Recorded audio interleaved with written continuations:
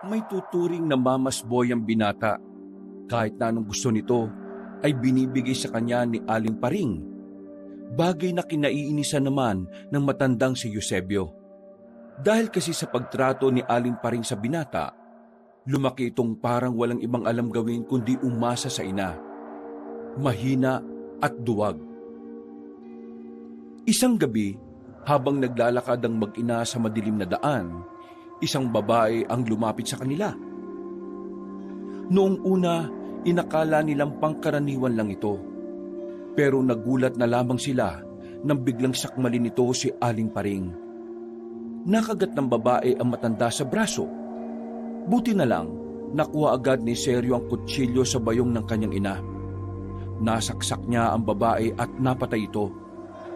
Ang hindi nila alam, ang babae pala ay prinsesa ng mga aswang. Nang malaman ni Mang Eusebio ang ginawa ni Seryo, mapipilitan nitong ipasok sa samahan ng mga manunugis ang kanyang anak. Ito ay para paghandaan ang nalalapit na pagganti ng mga aswang sa kanilang lugar, lalong-lalo na sa kanilang pamilya. Ano nga kaya ang mangyayari sa kanilang pamilya? Magawa nga kaya nilang labanan ng galit ng mga aswang? O tuluyan ng magtatagumpay ang puwersa ng kasamaan? Sundan ng mga sagot dito lang sa ating nag-iisang tambayan, ang nag-iisang mga kwento ni Kap Panong.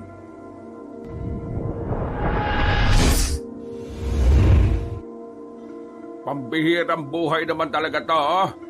Maghapon akong wala, maghapon ding walang kanin. Alam niyo naman na pagod ako sa trabaho, di ba? Tapos, ganito aabutan ko. Taobang kaldero, walang pagkain. Wala bang tao sa bahay na ito kanina? Parang hindi mo naman alam na naglako ako kanina ng mga paninda ko. Ano bang gusto mong kainin at magluluto na lang ako ng maaga? Ang gusto ko lang sabihin, nasaan ba ang anak mo kanina? Wala na naman bang ginawa? Nasa bilyaran na naman ba? Hindi na maasaan dito sa bahay. Abay, matanda na ni gawaing bahay, hindi alam. Pambihirang buhay naman talaga to, oh. Nagkaanak pa ako ng lalaki kung wala rin namang silbi. Eusebio, ang bibig mo. Baka mamaya marinig yan ng anak mo eh. Eh ano naman? Ano naman kung marinig niya? Eh totoo naman ang sinasabi ko, ah. Wala siyang silbi rito sa bahay. Mas madalas pa siyang magbilyar kaysa maghugas ng plato at magluto. 22 anyos na ang anak natin, Paring. Diyos ko naman, walang alam. Hindi ko na nga pinagtrabaho kasi kaya ko naman. Ang gusto ko lang, kaunting tulong lang dito sa bahay. Mahirap bang gawin yon? Ay nako, hayaan mo na. Pagsasabihan ko na lang. Pagsasabihan? Eh kinukonsinti mo lang eh. Hindi ko kinukonsinte. Kinukonsinte mo! Kung hindi mo kinukonsinte, hindi lalaking walang alam dito sa bahay yan. Natala kasi ikaw ang nagawa kahit pwede naman niyang gawin. Masyado mo nang ginagawang sanggol yung anak natin, napakatanda na. Kaya tingnan mo, Paring, lumaking duwag at mahina. Kaunting ano lang sumbong agad sa'yo. Diyos ko naman, mamamatay na lang ako sa trabaho tapos ganyan pa ang anak natin. Eh anong gusto mong gawin ko? Ipasok din siya sa trabaho mong araw-araw na lang nasa panganib ang buhay mo? Nanay ako. Lahat ng alam kong makabubuti sa kanya para makaiwas sa kapahamakan gagawin ko. Kaya ayos lang sa'yo na nandito siya lagi sa bahay. Na kahit minsan, hindi man lang nagbanat ng buto. Yan ba gusto mo? Tingin mo magkakaroon ng pamilya yan kung ganyan yan? Walang babaeng magkakamali dyan kung hindi niya kayang tumayo sa mga sariling paa.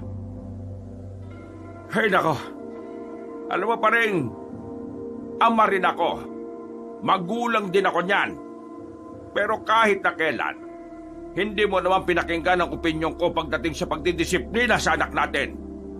Kaya tingnan mo kung anong nangyayari sa kanya. Wala! Yung mga kaibigan niya, si Rene, si Abong, ayun, masipag sa buhay. Yung isa laging may racket. Yung isa tumutulong sa tatay sa pagmemekaniko.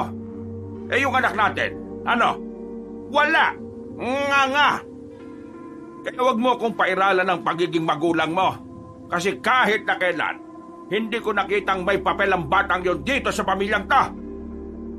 Grabe ka naman makapagsalita sa anak natin. Mas maganda nang sa akin niya ito marinig kaysa marinig niya ito sa ibang tao. Mas masakit kapag sa iba nanggaling. Alam mo kung bakit ganito ang trato ko kay Sergio? Kasi ayaw kong matulad siya sa panganay natin. Namatay siya nang wala man lang akong nagawa para protektahan siya. Namatay siya dahil dyan sa trabaho mo. Hanggang ngayon ba ako pa rin ang sinisisi mo? Kasalanan mo naman talaga eh.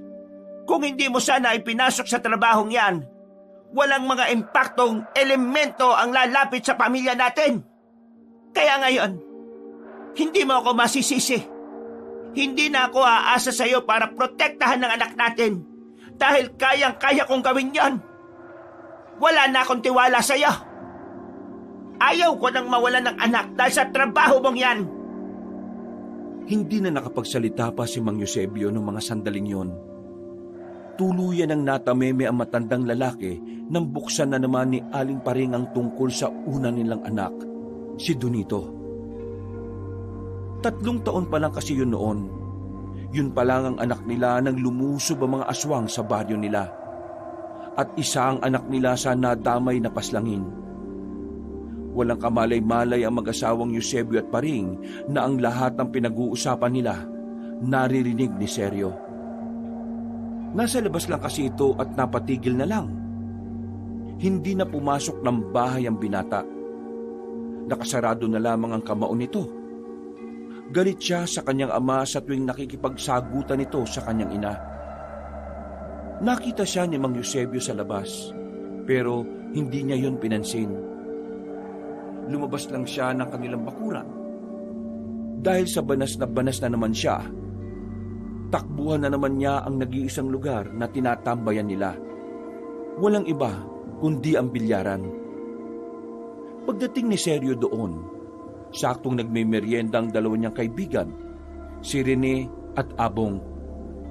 O tol, nakasimangot ka na naman ah. Wala ko problema mo. Napagalitan ka na naman oh. Wala ko. Narinig na naman niyang nagtatalo mga magulang niya. Tapos, siya ang pinag-uusapan. Sige, 50 na ako. Gawin mo ng 100. Hoy, seryoso ba kayo? Pinagpupustahan niyo ang problema ko? Ito naman, biro lang naman eh.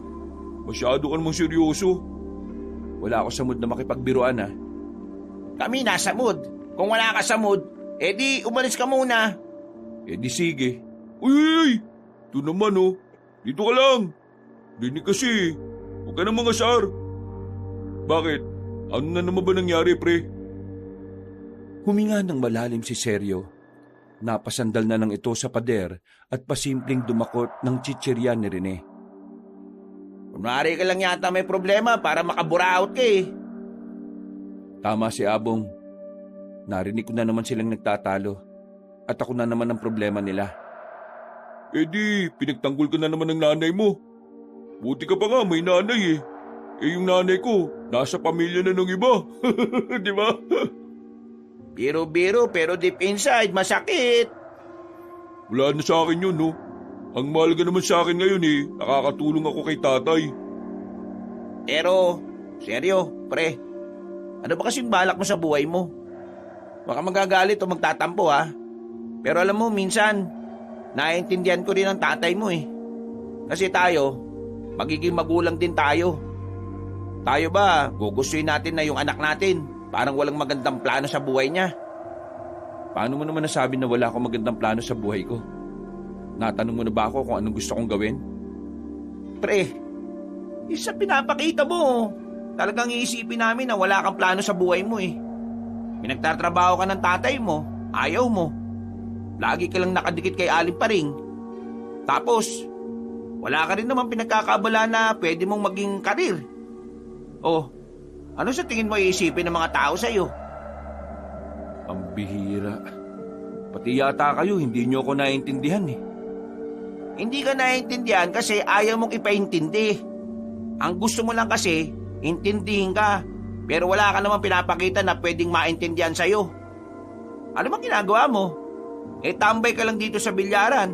Pagkatapos uuwi, kakain, matutulog, tapos ganun lang ulit. Anong bagay doon ang pwede naming intindihin? Wala. Kasi malinaw na walang direksyon ang routine mo sa buhay. Tama na! Hindi kita magulang para pagsalitaan mo ako ng ganyan. Sa sinabi niyo ni Sergio ay napatingin ng ibang naglalaro. Napalakas kasi ang boses niya. Hindi na niya kinaya ang mga katotohanang sinasabi ni Rene. Ito namang dalawang to. Uy, umalma nga kayo. Di mo nga ako magulang, pero kaibigan mo kami. Ginagawa ko lang ang responsibilidad ko bilang kaibigan mo. Ngayon, kung ayaw mo makinig sa totoo, dahil ayaw mong nasasaktan ka, di magmula ngayon, bubulayin na lang kita palagi para mas lalo kang maging mahina. Anong sabi mo? Mahina ka! Takot kang sumugal sa buhay Ako? Mahina? Halika! One-on-one tayo! Ano? Saka na kita papatulan kapag magkalibel na tayong dalawa. Ikaw ang duwag. Takot. Ikaw ang mahina. Ayaw lumaban. Hindi itong laban na kaya kong labanan. Alam mo kung ano?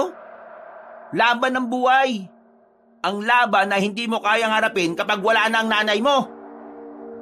Lalapit pa sana si Sergio sa kanyang kaibigan pero buti na lang ay pumagitna na si Abong. Malaking tao si Abong kaya hindi rin nakawala si Sergio sa pagkakayakap nito mula sa likuran. Ano? Suntukan na lang tayo! Hindi na pinatulan ni Rene. Lumabas na lang ang lalaking yon ng bilyaran. Saka lamang binitiwan ni Abong ang binatang si Sergio. Pre, alam mo, minsan kasi kailangan mo rin makinig sa amin Para din naman sa'yo yung gusto namin mangyari. Oh, pati ba naman ikaw? Oo, pati ako. Pati ako naiinis na rin sa'yo. Kasi ayaw mo kami pakinggan Ang gusto mo lang marinig yung gusto mo lang marinig. Ay nako, nakakapagod na pre.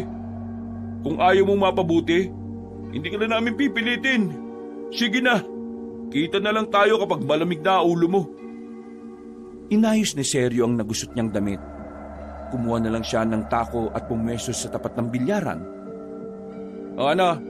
Sinong papalag sa akin dyan? 200 pusta. Pumila kayong lahat. Hinamo na lamang nito ang mga tao roon. At dahil magaling siya sa larong bilyar, wala ni isa ang nanalo sa kanya. Bumalik siya ng kanilang bahay dakong 8:00 na ng gabi. May dala-dala siyang pera. Lahat ng ito ay napanalunan niya sa bilyaran. Naabutan niyang nagluluto na ang kanyang mga magulang na abalang nag-aasikaso para sa kanilang hapunan. Bakit ngayon ka lang? Inilapag ni Sergio ang pera sa lamesa. 3,000 ito. Napanalunan niya sa bilyar. Pinirahan na naman niya ang mga tatay sa bilyaran na sabik siyang talunin. Etong pera, may ambag na ako sa pamilyang to Sa sinabing yun ni Sergio ay tila hindi yun nagustuhan ni Mang Eusebio.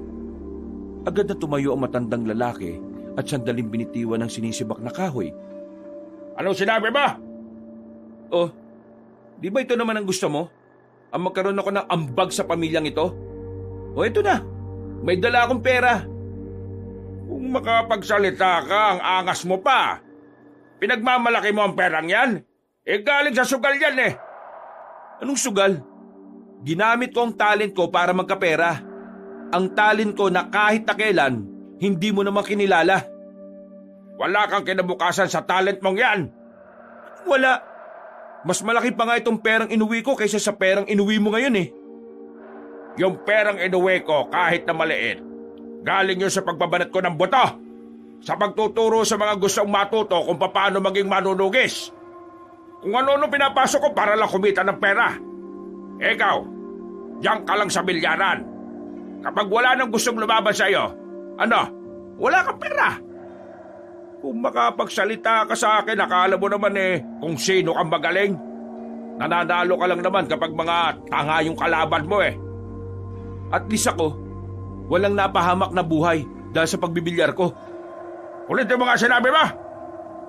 Sergio, itigil mo na ang bibig mo. Manahimik ka na, anak. Ulitin mo nga, sinabi mo, Seryo! O bakit? Ayaw mo bang marinig ulit na ikaw ang dahilan kung bakit namatay si Kuya? Isang malakas na suntok ang natanggap ni Seryo ng mga sandaling yon. Bumulagta ang binata sa sahig. Kahit na matanda na ang kanyang ama, malakas pa rin ang puwersa nito. Dahil na rin sa masyado itong batak sa kung ano-anong trabaho. Eusebio naman! Kayong dalawa, kung habang buhay niyong isisisi sa akin ang nangyari kay Donito, mas maganda pang kalimutan niyo na lang ako bilang ama ng pamilyang ito! Kahit na pumatay ka pa ng maraming aswang, hindi mo na may babalik ang buhay ni Kuya Donito. Hindi ko na may babalik ang buhay ni Donito. Pero ako, habang buhay akong gagawa ng paraan para mabigyan ng hustisya ang pagkawala niya. Isang bagay na kahit na kailan, hindi niyo man lang nakikita. Padabog na lumabas ng bahay ang matandang lalaki. Nawalan na ito ng ganang ipagpatuloy ang ginagawa. Inalalayan na lamang ni Aling Paring si Seryo na dumudugo ang labi nito dahil sa tigas ng kamao ni Mang Eusebio. Ikaw naman kasi, hindi mo na dapat sinabi yon. Alam mo naman na nagsagutan na kami ng ama mo kanina. Palagi kitang kinakampihan kasi gusto kong maramdaman mo na may nakakaintindi sa'yo. Pero minsan, gusto ko ring matutunan mong igalang ang ama mo. Tatay mo pa rin siya kahit na anong mangyari.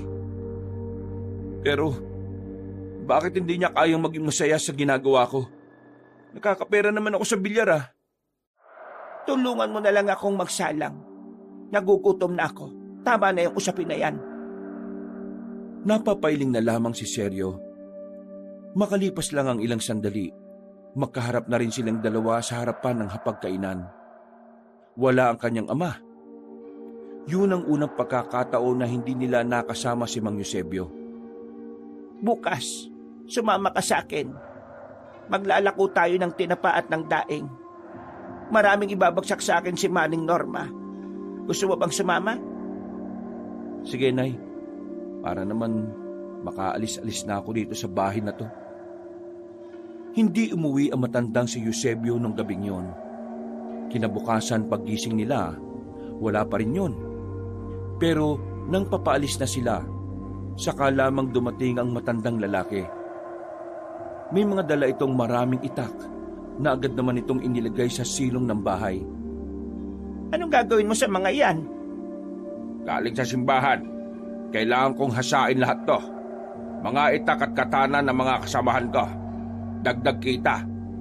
Maglalako na kami. Sige na. Hindi na sumagot pa si Mang Eusebio. Nakatuon lang ito sa kanyang pagsasalansan ng mga patalim.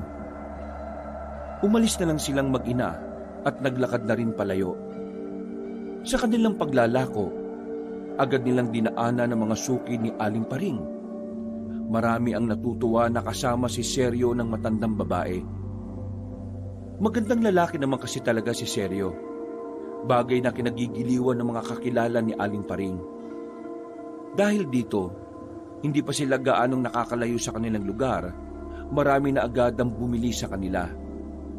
Nay, wala bang magagandang babae na bibili sa'yo?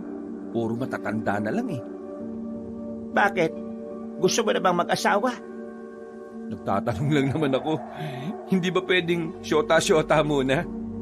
Alam mo, ang mga babae ngayon, hanap nila ay yung mga lalaking hindi lang basta gwapo. Pati na rin yung kaya silang buhayin. Kaya ikaw, kapag nakapag-isip ka na, kailangan mong yumaman para hindi ka nila iwan. Yayaman din ako sa pagbibilyar. Napangiti na lamang sa kanya si Aling Paring. Sa kanilang pagpapatuloy, maagang naubos ang kanilang paninda. Talaga naman kasing maraming kakilala si Aling Paring. Bawat madaanan nila ay mayroong bumibili. Kaya naman, bago magtanghali, nakabalik naman sila kaagad. Nay, una ka na sa atin ha. Kakausapin ko lang sila Abong at saka si Rene. Ay sige, sumunod ka na lang kasi mamaya kakain na tayo. Bumuntong hininga si Seryo. Nilakasan na lamang niya ang kanyang loob. Ibababa na lamang niya ang kanyang pride para makausap ang dalawa. Mga tol, Uy, Zap, dude! Kung mga zap doon to, akala mo mayaman eh. Gusto ko lang sanang makausap kayo tungkol dun sa nangyari. Wala naman akong problema sa iyo eh. E di, iwan ko na muna kayo ha. Pumasok na lang kayo sa loob kapag maglalaro na tayo ng bilyar. Oh, bawal magsuntukan kasi di ko na kayo aawatin yan ha. Rene, pre, pasensya na. Alam kong naging isip bata ako kahapon. Pero tama naman lahat ng sinabi mo eh. Hindi ko lang talaga alam kung paano ko siya tatanggapin. Kaya pasensya na ulit ha. Pasensya na rin. Alam kong medyo naging pakialamero ako. Pero wala naman akong ibang gusto kundi ang mapabuti ka, pre. Sabi nila, ang tunay na kaibigan, hindi hahayaang maiwan ng isang kaibigan. Gusto ko kasi sama-sama tayong magiging maunlad eh. Kaya, pasensya ka na. Medyo masakit ang mga sinabi ko. Pero tingin ko kasi, kailangan mo talagang marinig ang mga bagay na yun, pre. Oo, ayos lang. Maraming salamat kasi nandiyan kayo para gisingin ako kapag nahihibang na ako. Pre, seryo. Nadala lang ako ng emosyon nang sabihin kong walang direksyon ang buhay mo. Pero napagtanto ko, may mararating ka sa pagbibilyar eh. Magaling ka. Ano kaya kung sumali ka sa kompetisyon sa bayan? May laban doon. Kaya mong manalo doon. Ha? Seryoso ka ba? Baka di ako manalo dun. Agad na naalala ni Seryo ang sinabi sa kanya ng ama na nananalo lang siya kapag may hina ang kalaban. Naniniwala kami ni Abong sa iyo, pre.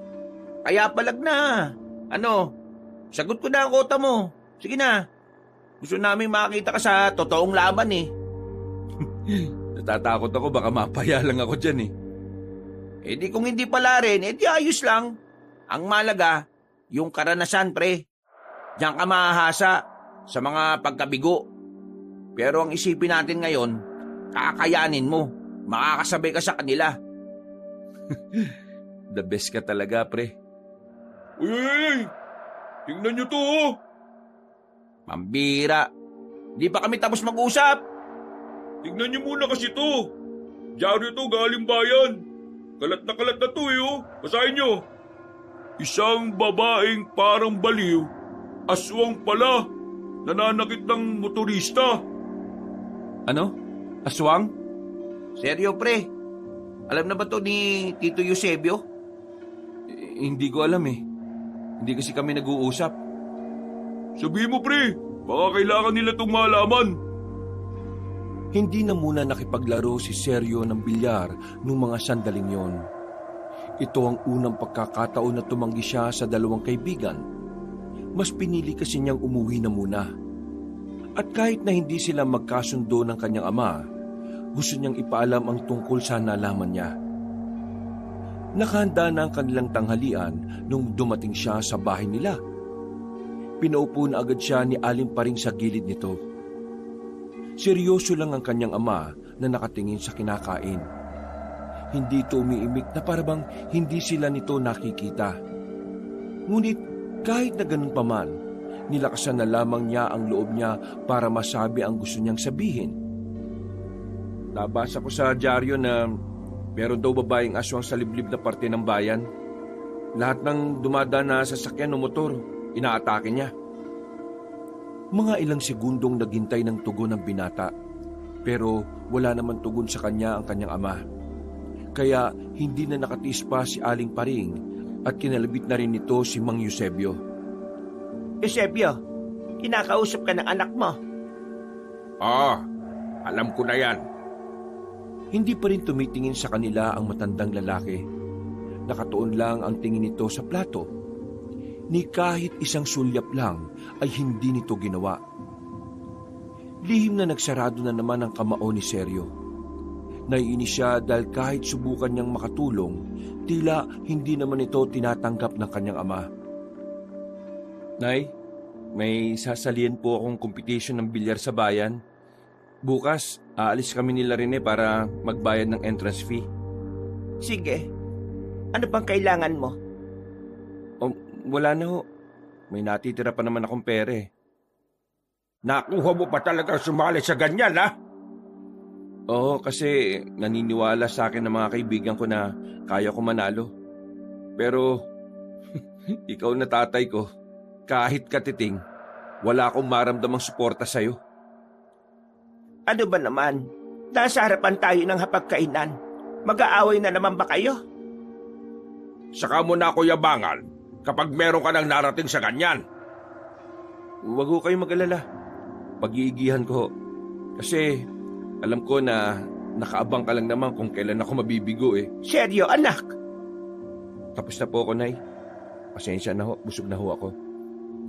Tumayo na lamang ang binata at lumabas na lang ng kanilang bahay. Masama na naman ang kanyang loob.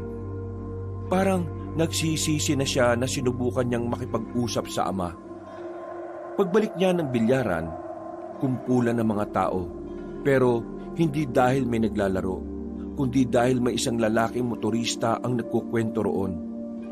Paglapit niya, saktong natapos na ang kwento at sumakay na rin yon sa motor nito. Oh, anong kinuwento nun? Di yung taga rito ah. Yung tungkol pa rin dun sa nabasa natin sa dyaryo. Legit daw yung babaeng aswang, pre. Yung lalaki na yun nung nagkwento. Isa sa muntikan ng mabiktima. Pre, ang dami nang napeperwisyo. May isa nang namatay kagabi raw. Warak yung dibdib. Pre, walang puso. Ano? Alam na ba ito ng tatay mo? Di ba, parte siya ng sama ng mga manunugis? Wala naman siyang pakialam sa sinabi ko eh. Alam na raw niya. Eh di sige, bahala siya. Nag-aaway na naman ba kayo? Hindi. Ako na lang ang lumabas kaysa naman magsagutan na naman kami. Tama lang ang ginawa mo. Proud kami sa'yo, pre. Marunong ka nang magpigil ngayon ng emosyon mo, ha? May ginagawa ba kayo ngayon? Wala naman. Walang nagpapayo sa amin ni tatay eh. Sana nga may masirang sasakyan. Ako naman, wala pang tawag sa akin si Bossing. Maganda nga rin to. Ilang araw na pahinga. E di, samahan niyo na lang ako. Gusto ko magpalista na para makasali na ako kagad. Yan! Yan ang gusto ko sa iyo eh. Agad na umalis ang tatlo at nagtungo sa terminal. Napatagal pa sila sa biyahe dahil kinailangan nilang umikot ng daan. Umiiwas na kasi ang mga driver sa karaniwang daan dahil na rin sa banta ng sinasabing aswang. Dakong 2:00 na ng hapon na makarating sila ng bayan. Mabuti na lamang ay bukas pa ang kilalang billiard center sa bayan. Agad na nagparehistro ang binata. Nakapagbayad din siya ng kota o ng participation fee. Ilang araw pa naman bago ang kompetisyon. Kaya may ilang araw pa rin siya bago makabili ng sarili niyang tako. Balita, pre. Okay na pre, pang number 13 ako. Pero kailangan pala ng sariling tako eh. Tako lang pala eh. Kaya na natin pag-ambagan yan. Tuwang-tuwa si Seryo ng mga sandaling yon. Ramdam na ramdam niya ang suporta ng dalawa niyang kaibigan. Bagay na gusto din sana niyang maramdaman sa kanyang ama. Pero hindi na lamang niya yon inisip pa. Mas pinagtuunan na lamang niya ng pansin ang mga taong tunay na naniniwala sa kanya. Kahit hindi pa man nananalo, naisip ng tatlo na kumain na muna sa masarap na kainan para ipagdiwang ang pagsali ni Seryo. Kung makalibre naman to mga to, akala mo naman talaga ako na yung nag-champion. Ano ka ba? Dapat celebrate to kasi may kaibigan kaming lalaban na sa mga mas magagaling. Kakayanin ko ba talaga? Kayanin mo man o hindi, ang mahalaga, lumabang ka. Proud na kami sa'yo noon. Pero kung mananalo, mas maganda. Tiba-tiba. Basta, ito lang ang tatandaan mo sa araw ng laban mo, ha? Wala kang ibang iisipin kundi ang laban mo. Iwan mo muna lahat ng issue mo, pre, sa bahay ninyo. Tumangot-tangon na lamang si Seryo. Naisip niyang tama nga si Rene. Kailangan niyang mag-focus ng matindi. Nalibang sila sa mga sandaling yon. Kakakwento nila ng kung ano-ano ay hindi na nila namalayan ng oras. Mag-aalas 6 na pala ng gabi. Ganun na rin sila katagal nakatambay sa kainan na yon. At ngayon lang nila napansin na masama na ang tingin sa kanila ng may-ari. Natatawa na lamang sila nang lumabas na sila roon. Pahirapan ng makasakay kaya inabot na rin sila ng gabi. Buti na lang, meron silang nakontratang matandang driver. Binayaran na lang nila yon ng sobra para ihatid sila sa kanilang baryo. Habang nasa biyahe sila, nagtataka sila dahil bigla na lang silang dumaan sa kalsadang iniiwasan ngayon ng lahat ng driver. Saka lamang naalala na matandang driver na delikado roon nung nasa kalagitnaan na sila. Babalik na sana sila nang biglang namatay ang makina ng tricycle. Sabi ng matandang driver, kailangan daw itulak. Kaya bumaba na muna ang tatlo. Nang itulak na nila ang tricycle, bigla na lang silang nakakita ng babaeng magulo ang buhok. Nakatayo ito sa gilid. Tingin pa lang nito sa kanila ay parang may gagawin na itong masama. Uy, siya yung nasa dyaryo, pre. Yung aswang. Bilisan na natin itulak to, dali! Bago pa sila lapitan ng babae, buong puwersa na rin nilang tinulak ang tricycle. Pero nang umandar ito, dire-diretso lang yon at hindi na sila sinakay pa. Uy, siraulong matandang yun, oh. Wisit! Mabangga ka na sana! Lagot, iniwang ba tayo dito? Tingnan nyo, oh. Nakatingin na sa atin yung babae. Nagkadikit-dikit sila nang makitang marahan ng naglalakad ng babae. Nang tumapat ito sa ilalim ng poste ng ilaw, nakita nilang pangit na ang itsura nito. Mukha na talaga itong halimaw. Sexy sana kaso halimaw! Takbo na! Naunang tumakbo ang binatang si Abong. Sumunod naman si Sergio at Rene. Nang lumingon sila sa likuran, napansin nilang wala na ang babae roon. Laking gulat nila nang makitang lumitaw na ang babae sa harapan nila. Lumalabas-labas pa ang mahaba nitong dila. Dahil sa liwanag, kita rin nila ang umaagos na laway mula sa bibig nito. Saan kayo pupunta, ha? Tatakasan niyo ako? Hindi kayo makakaalis. Akin lang kayo. Masarap ang laman ninyo. Kaya akin lang kayo. Manahimik ka. Pangit ng muka. Kaya hindi ka nababagay sa amin. Hindi ka namin papatulan, no? Pinagsasabi mo, ang ibig niyang sabihin, kakarni niya tayo, baliw. Diyan ka lang, miss. Di ako napatol sa babae. Pero kapag nagpumilit ka, sisikuy ko mukha mo. Sige ka. Humanda na kayong tatlo. Magiging hapunan ko na kayo. Lalo ka na, mataba ka. Sabi lang. Mapanglait na aswang to, ah. Lumingon-lingon si Sergio. Naghahanap siya ng pwedeng gawin. Pero ang unang pumasok lang talaga sa utak niya ay tumakbo. Wala silang mahingan ng tulong. Puro puno na ang nasa gilid ng daan. Ang sarap-sarap. Ang sarap. Ang sarap ng laman ng mga tao. Bakit ang sarap ninyo? Seryo, anong gagawin natin? Di ba manunugis tatay mo? Wala ka bang alam na moves? Anong moves ang sinasabi mo dyan? Alam mong di ko trip yun, eh. Sige, subukan mong lumapit. Bukol yung mukha mo talaga sa siko ko. Nang makita nilang bumibilis na ang lakad ng babae, may dinukot si Abong na kung ano sa kanyang bulsa. Pagtingin ni Sergio at Rene, naalaman nilang yun ang pato sa bilyar. Binuto ni Abong sa muka ang babaeng aswang ng bolang marmol. Tumama yun sa ilong ng babae na naging dahilan para mahilo ito. Takbo na!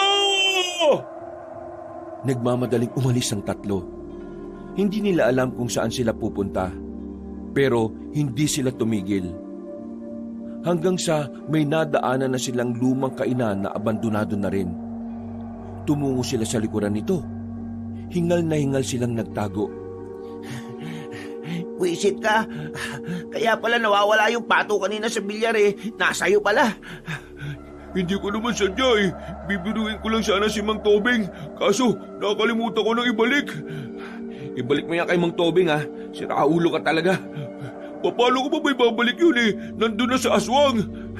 Ay nako, manahimik na nga kayo. Nandyan na siya. Pagsilip nilang tatlo, nakita nila ang babaeng gumagapang-gapang. Duguan na ang ilong nito. Pero parang wala lang nangyari. Halos pigilan na ang paghinga ng tatlo habang pinagmamasdan ng babaeng aswang. Nang mapalingon ito sa kanila, bumilis na ang tibok ng kanilang puso. Nasaan na kayo? Nandito na ako. Hindi niyo ako matatakasan. Maglaro tayo. Kain-kainan. Ako ang kakain. Kayo ang pagkain. Nagulat ang tatlo nang biglang lumundag sa bubong ng bahay ang aswang. Pagtingala nila, nakatingin na yun sa kanila. Muntikan pa silang matuluan ng laway nito. Pero nakatakbo sila ulit. Lumundag pababa ang babaeng aswang. Gumapang ito ng mabilis at nahawakan si Abong sa paa. Wisit ka! Sinipa-sipa ni Abong ang babae pero hindi niya ito matamaan. Si Seryo naman, lumapit ito sa babae at saka sinipa niya yun sa likod. Pero hindi pa yun bumibitiw kay Abong. Kaya ang ginawa ni Rene, sinabunutan niya yun ng malakas. Sa puntong ito ay saka lamang nakabitiw ang aswang kay Abong. Dahilan para makatakbo na sila ulit paalis. Sa mga sumunod na senaryo, napahiwalay si Seryo sa dalawa niyang kaibigan. Hindi niya na alam kung saan siya pupunta. Basta nang habulin siya ng babae, napilitan na lamang siyang pumasok sa liblib na lugar. Madilim, masukal, at maraming nakaharang na puno. Malapit na maiyak si Seryo. Hindi na niya alam ang gagawin. Hanggang sa madapa na siya at sumabit ang pantalon niya sa matulis na sanga. Nay! Nay! Nanay, tulungan niyo ako! Nang nasa harapan na niya ang aswang, lumitaw-litaw na naman ang mahaba nitong dila. Lumapit ito sa kanya. Akmang kakagatin na siya nito pero bigla na lamang may bumao na palaso sa bandang balikat nito. Agad na napaatras ang babaeng aswang. Ang sumunod na palaso ay may kasama ng apoy, pero nakailag na ang aswang. Tumusok ang palasong may apoy sa katawan ng puno. Nakita niya pa ang simbolong letrang Y sa buntot ng palaso na hindi naman niya alam ang ibig sabihin. Nagpapasalamat na lang siya dahil naduwag ang aswang at saka hindi na siya binalikan. Kahit ligtas na siya, hindi pa rin siya makatayo.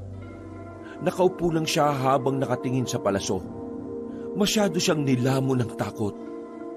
Ni hindi na nga niya naisip kung sino ang tumulong sa kanya. Mabuti na lang, nahanap din siya ng dalawa niyang kaibigan. Tinulungan siyang makatayo.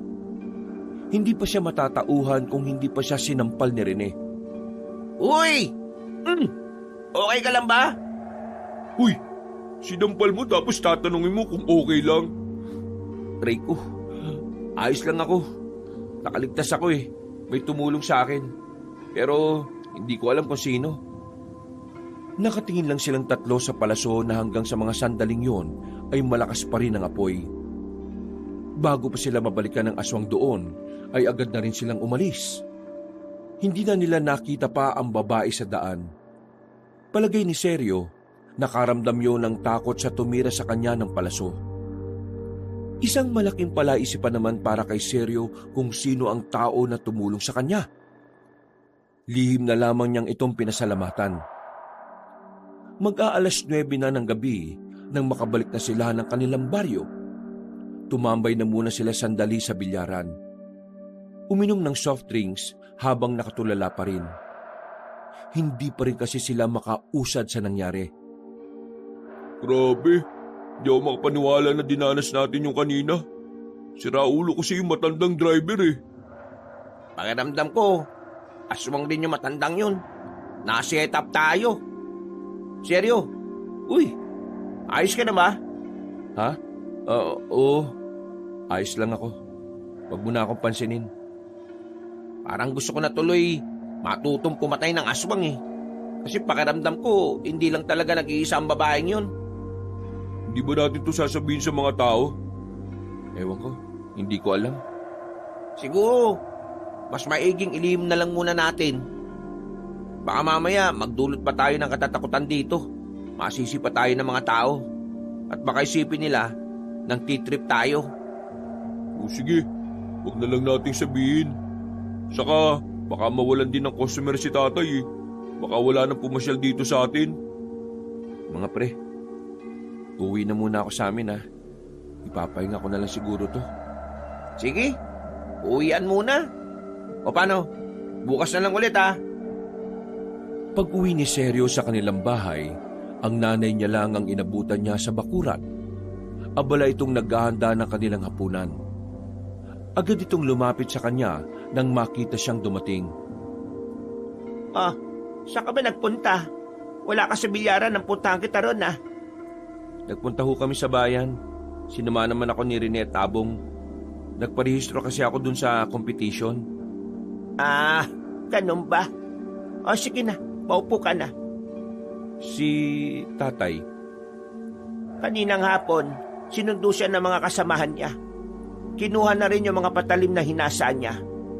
Ang pagkakarinig ko sa mga susunod na araw daw, magro-ronda na sila sa mga baryo. ganun ba? Bakit? May sasabihin ka ba sa tatay mo? Hindi na. Baka hindi niya lang din ako pakinggan. Paano po? Pasok lang muna ako sa loob na ha. Higa ako saglit. Habang nakahiga siya at nakatingin sa kisame, hindi niya maiwasang kaawaan ng sarili niya nung nasa harapan na siya ng aswang. Wala siyang magawa kundi umiyak at tawagin lang ang nanay niya. Pakiramdam niya noon, napakawalang kwenta niyang tao dahil hindi man lang niya mapagtanggol ang kanyang sarili sa isang aswang. Napapailing na lamang ang binata. Mga ilang sandali lang, tinawag na rin siya ng kanyang ina para kumain. Kinabukasan, kinailangan na namang sumama ni Seryo sa kanyang ina. Marami-rami na rin naman kasing paninda ang kailangan nilang ipaubos. At dahil nga nabenta na nila ang iba noong nakaraan, kakaunti na lang ang bumili ng tinda nila sa kanilang lugar. Kaya naman, napilitan ng mag-ina na lumabas ng baryo. Nay, sigurado ba kayong kaya niyo pang maglakad? Ang layo na ng nilalakad natin eh. Baka mapagod ka na. Ano ka ba, nak? Nakakapagod naman talaga ang paglalakad eh. Pero huwag kang mag-alala sa akin. Ayos na ayos naman ako. Mas maganda nga ito, exercise. Ganon. Naninigurado lang naman po ako. Alam niyo naman na ayaw ko kayo mapahamak eh. Huwag kayong mag-alala, Nay. Kapag ako nanalo sa kompetisyon na yon, hindi ka na maglalako. Kasi bibilhan na kita ng pwesto sa palengke natin. Nako, itabi mo na lang yung pera na mapapanalunan mo para sa sarili mo. Hindi po. Para sa atin po yun. Anak, kapag nawala na ako, gusto kong nasa maayos na kalagayan ka. Kung kaya mong magpayaman sa pagbibilyar, gawin mo para sa sarili mo. Para naman pag alis ko hindi na ako mag-aalala sa langit. Doon naman si nanay. Kung makapagsalita, akala mo naman mawawala na. Huwag kang magsalita ng ganyan, Nay. Nalulungkot lang ako eh. Seryo, anak. Hindi natin kontrolado ang buhay. Kaya dapat, handa ka sa maaaring mangyari. Nanahimik na lamang si Seryo. Pero sa kaloob-looban niya, hindi niya maiwasang hindi malungkot. Hindi niya pa kayang isipin na mawawala sa kanya ang kanyang ina. Inabot na sila ng gabi sa paglalako bago naubos lahat ng nasa basket at bayong. Dalawa na lamang silang naglalakad sa gilid at malayo pa sila sa kanilang baryo. Walang dumaraan na tricycle. Kung meron man, puro punuan. Nung mga oras na yon, hindi na maiwasan ni Seryo na maging tamang hinala. Kapag madilim at walang gaanong tao, ang unang pumapasok sa kanyang isipan ay ang aswang na babae. Nay, kaya niyo pa bang maglakad na mabilis? Bakit?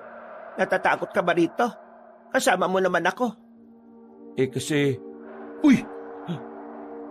Nakailag si Seryo nang maramdaman niyang may lumapit sa kanya.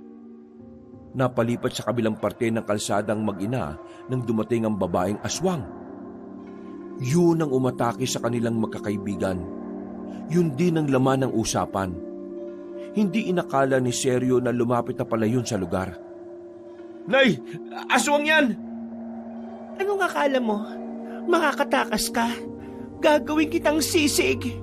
Kasama na ang matandang yan kahit na makunat na yan. Biglang lumusob sa kanila ang aswang.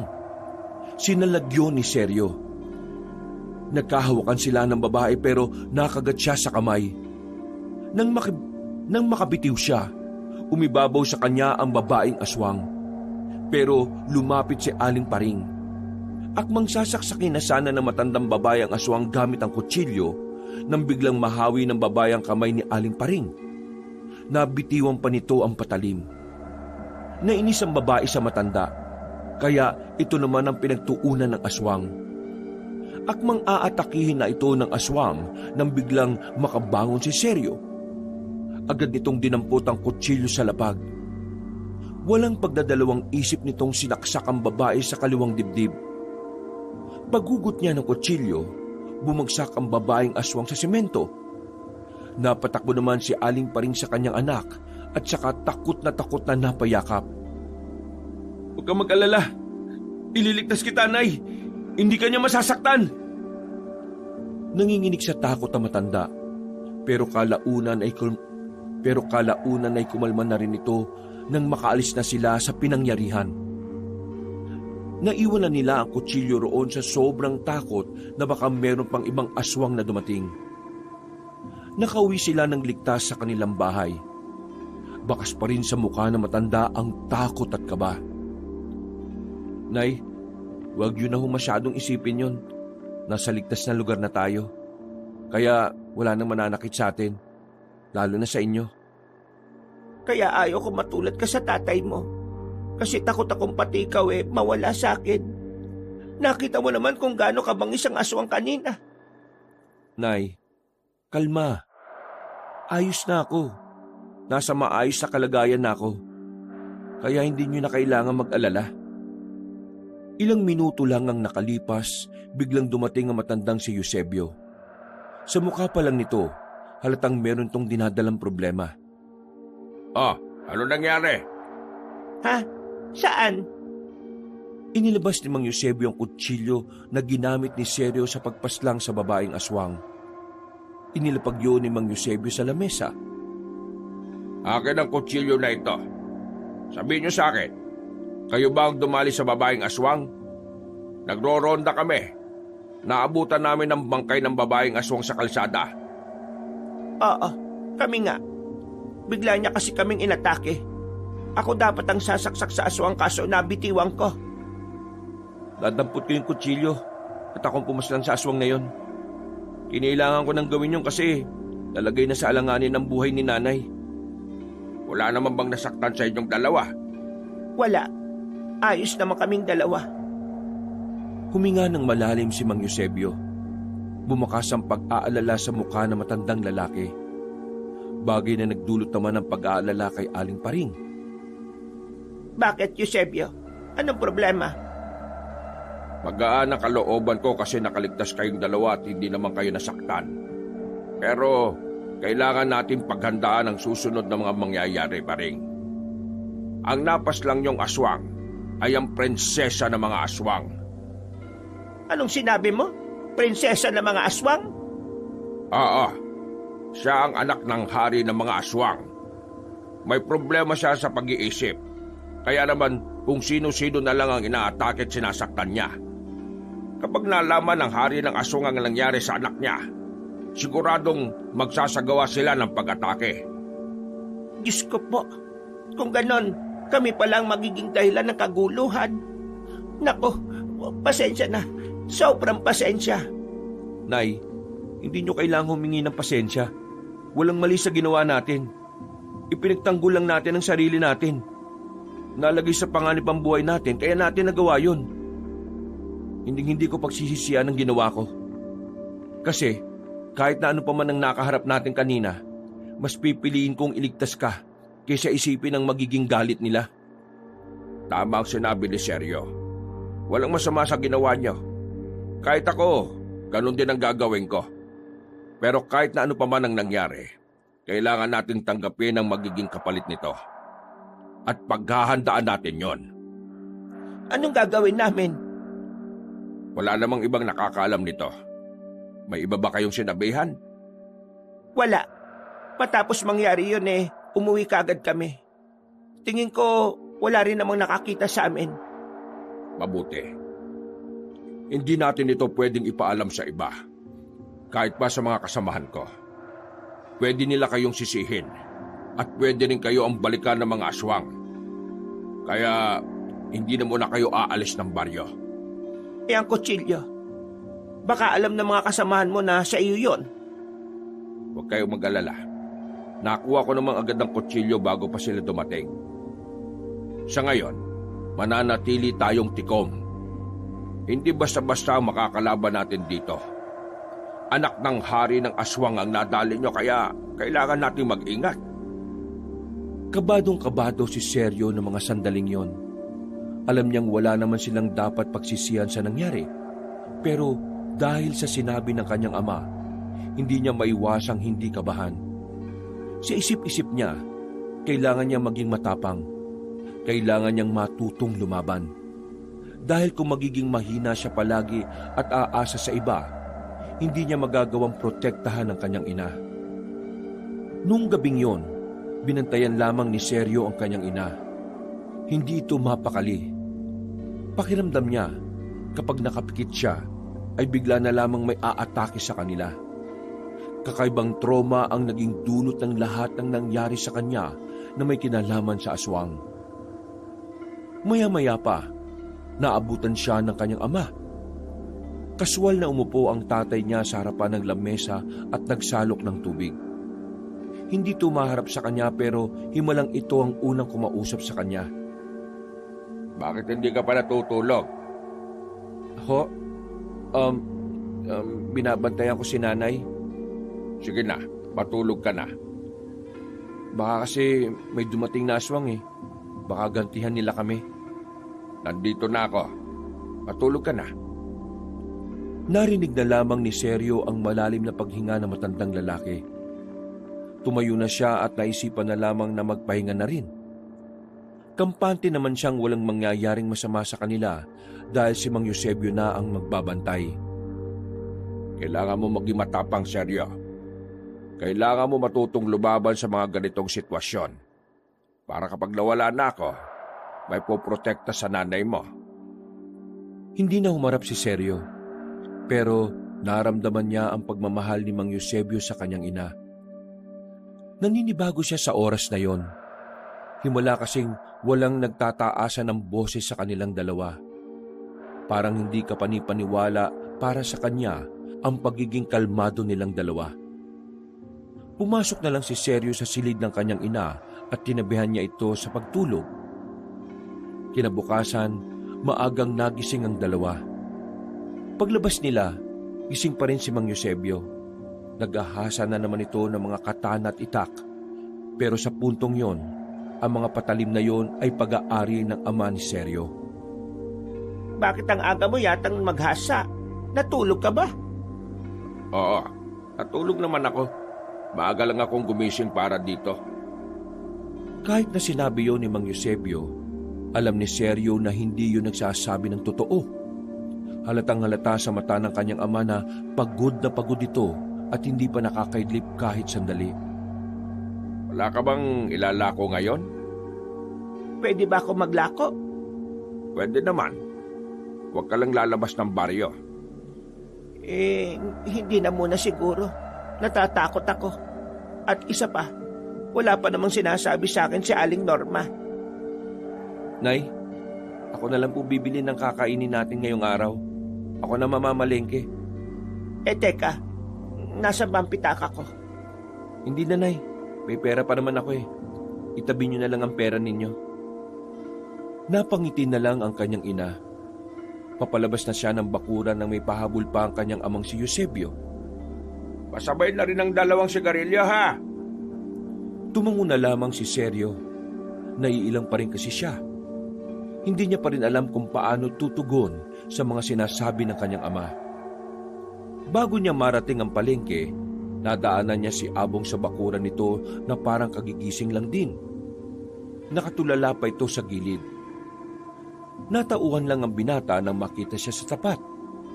Oh, pre. Aga mo ah. Saan punta mo? Dito lang pre, bibili ng pangluto mamaya. Uy, teka. Nabalita mo na ba yung nangyari kagabi? Ang alin? Kagabi, may nakitang bangkay ng babaeng aswang doon sa kali paglabas ng baryo natin. Ha? Babaeng aswang? Oo, pre. Alam mo nga, tingin nga namin ni Rene, yun ang aswang na umabol sa atin eh. Buti nga namatay na siya. Kasi alam mo ba ang usap-usapan? Hindi lang pala isa ang nadali ng babaeng yun. 7 tao na, pre. 7 taong pinatay at kinain niya. Kagabi lang din naglutangan yung balita. Sino kaya pumaslang sa babaeng aswang na yun? Ang galing at ang tapang naman niya. Uy, nakikinig ka ba? Ha? Oo naman, nakikinig ako. Medyo wala pa kasi akong tulog eh. Lutang. Iniisip mo pa rin ba yung mga nangyari, pre? Hindi mo kailangan matakot kasi wala na siya. Eh paano kung may mga kasama pala siya? Tapos gumanti sila sa gumawa nun sa kanya? Nandyan naman yung mga manunugis eh. Kaya nga nabuong sama nila para protekta ng mga baryo. Sige na. Bibili pa kasi ako ng baboy eh. Uy, sandali! Hindi mo ako! Sasabay na ako! Bibili rin kasi ako eh. Uy, bilisan mo. Habang naghihintay si Sergio sa tapat ng bahay nila Abong, meron siyang nakitang 3 lalaki na naglalakad. Kahina-hinala ang mga kilos ng mga ito. Para itong may hinahanap. Pero ang mas nakapukaw ng kanyang atensyon ay ang pagiging maputla ng mga yon. Nangingitim din ang mga kuko at ang lalim ng mga mata. Napalunok siya ng laway nang maisip na baka aswang ang 3. Na baka nagsisimula ng maghanap ang mga yon kung sino ang pumaslang sa prinsesa ng mga aswang. Nang magtama ang tingin ni Sergio at ng isang lalaki, mas lalong kumabog ang kanyang dibdib. Iniwas na lamang niya ang kanyang tingin. Uy, bakit ganyan ang mukha mo? Parang nakakita ka ng multo ah. Bakit? Inano ko ba ng 3 yun? Ha? Wala. Hindi ko nga kilala yun eh. Tara na. Nagtungo na rin ang 2 sa palengke. Kakaunti pa lang ang tao nun, kaya agad din naman silang nakabili. Pero nang pabalik na sila, nakita na naman ni Sergio ang 3 lalaki. Napansin niyang iniisa-isa ng mga yon na tingnan ng mga taong nakakasalubong nila. Pre, dito na nga lang tayo dumaan. Mabaho dun eh. Ha? Anong mabaho? Hindi naman ah. Basta, sumunod ka na lang. Napapakamot na lamang sa ulo si Abong. Mas napalayo pa kasi ang dinaanan nila dahil kinailangan pa nilang umikot sa likuran. May iniiwasan ka ba? Wala naman. Basta, wag na lang mag-isip ng kung ano para hindi ka na rin mapraning. Nakauwi naman sila sa kani-kanilang bahay. Pagdating ni Sergio sa kanila, inabutan niyang naroon ng ilang kasamahan ng kanyang ama. Dumiretso na lamang siyang papasok sa kanilang bahay. Kinausap siya agad ni Aling Paring na pabulong namang magsalita. Narinig ko. May nakita silang aswang sa kabilang baryo kaninang madaling araw. Hindi lang pala sinasabi sa atin ng tatay mo. Kung ganun alam na agad ng mga aswang na wala na ang prinsesa nila. Paano naman nila nalaman yun? Hindi kaya may nakakita sa atin sa nangyari? Huwag ka mag-isip ng kung ano-ano, Nay. Alam kong hindi naman tayo pababayaan ni tatay eh. Mga ilang sandali lang, umalis na rin ang mga kasama ni Mang Eusebio. Lumabas na rin ang mag-ina para asikasuhin ang kanilang kakainin. Kahit na papaano, naging payapa naman ang araw na yon para sa kanila. Walang nangyaring masama, pero hindi pa rin nawawala ang kanilang pagkabahala. Hindi umalis ng bahay si Mang Eusebio ng mga sandaling yon. Ramdam ni Seryo na nagbabantay din ito sa kanila. Pagsapit ng gabi, pinuntahan ni Seryo ang kanyang dalawang kaibigan sa bilyaran. Kailangan niya kasi itong makausap tungkol sa pagsali niya sa kompetisyon. Uy, bakit naman hindi ka natutuloy? Ang bira ka naman oh. Oo nga, nag-celebrate na nga tayo eh. Isa pa, sayang naman yung chance pre.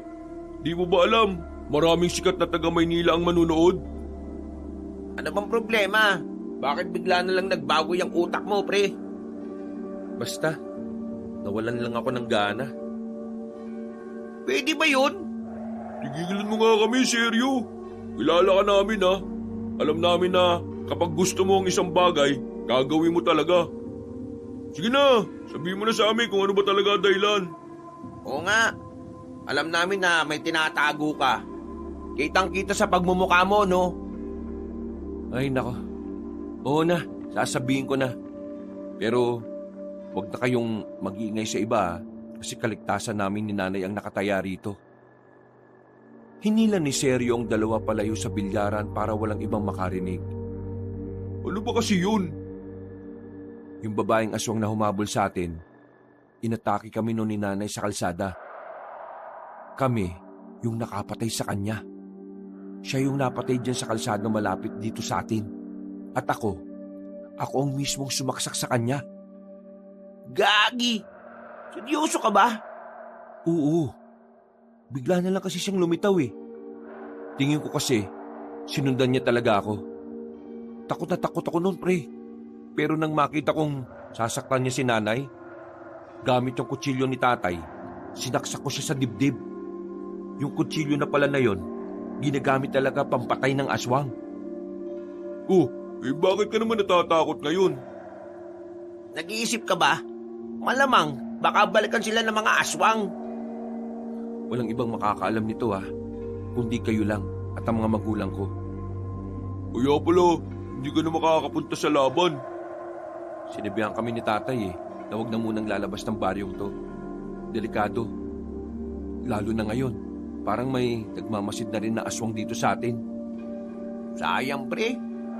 Pero kung talagang bawal, wala tayo magagawa. Mas mahalaga ang kaligtasan nyo. Pasensya na mga tol pero sa ngayon, mukhang tama na pakinggan ko muna si tatay. Bakit? Okay na ba kayong dalawa? Hindi pa, pero nag-uusap kami. Pero kasual lang. Hindi pa namin napag-uusapan yung tungkol sa problema namin. Mabuti naman kung ganun. At least, kahit na paano, di ba? Nakakausap kayo. Pero pre, tungkol dito sa aswang, mukhang delikado nga pre. Kailangan yung mag-ingat. Sa pagkakaalam ko ang mga aswang kasi ay mababangis talaga. Hindi sila tumitigil hanggat hindi sila nakakaganti. Minsan nga, nakaganti na sila pero hindi pa rin sila kontento. Ang mabuti pa, umuwi ka na sa inyo. Baka mamaya may mangyari pang masama sa iyo sa labas. Lumabas lang talaga ako para sabihin sa inyo to. O sige na. Ihatid ka na namin. Huwag ka nang umangal. Tumango na lamang si Seryo. Sabay-sabay na silang naglakad patungo sa bahay nila Seryo. Napansin sila ni Mang Eusebio kaya tinawag sila nito papasok sa bakuran. Lumapit naman agad ang dalawang binata. Magandang gabi po, tito, tita. Ay, kayong dalawa. Huwag na muna kayong lumalayo sa bahay ninyo, ha? Baka kung anong mangyari sa inyo. Eto, kunin nyo to. Isuot nyo yan. Meron din yan si Seryo at si Paring. Alam nyo naman siguro kung ano yung kumakalat na balita. Pangontra sa aswang yan. Pero nagana lang yan kapag gabi. Hindi nila kayo mahahawakan kapag suot nyo ang bagay na yan.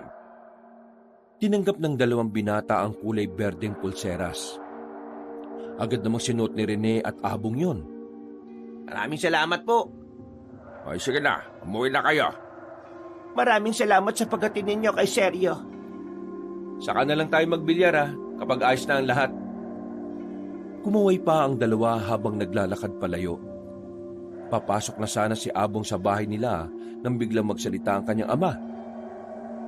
Tumuloy ka ron. Tumuloy saan? Sabi ng nanay mo, may sinalihan kang kompetisyon sa bayan. Oo, pero sabi niyo huwag kaming lalabas ng baryo ni nanay, di ba? Tumuloy ka. Gusto mo yun, di ba? Kaya tumuloy ka. Napatango na lamang si Seryo at pumasok na rin sila ni Aling Paring sa loob. Litong-lito si Seryo kung bakit parang bigla na lang bumait sa kanya ang kanyang ama. Kaya naman agad niyang kinausap ang kanyang ina.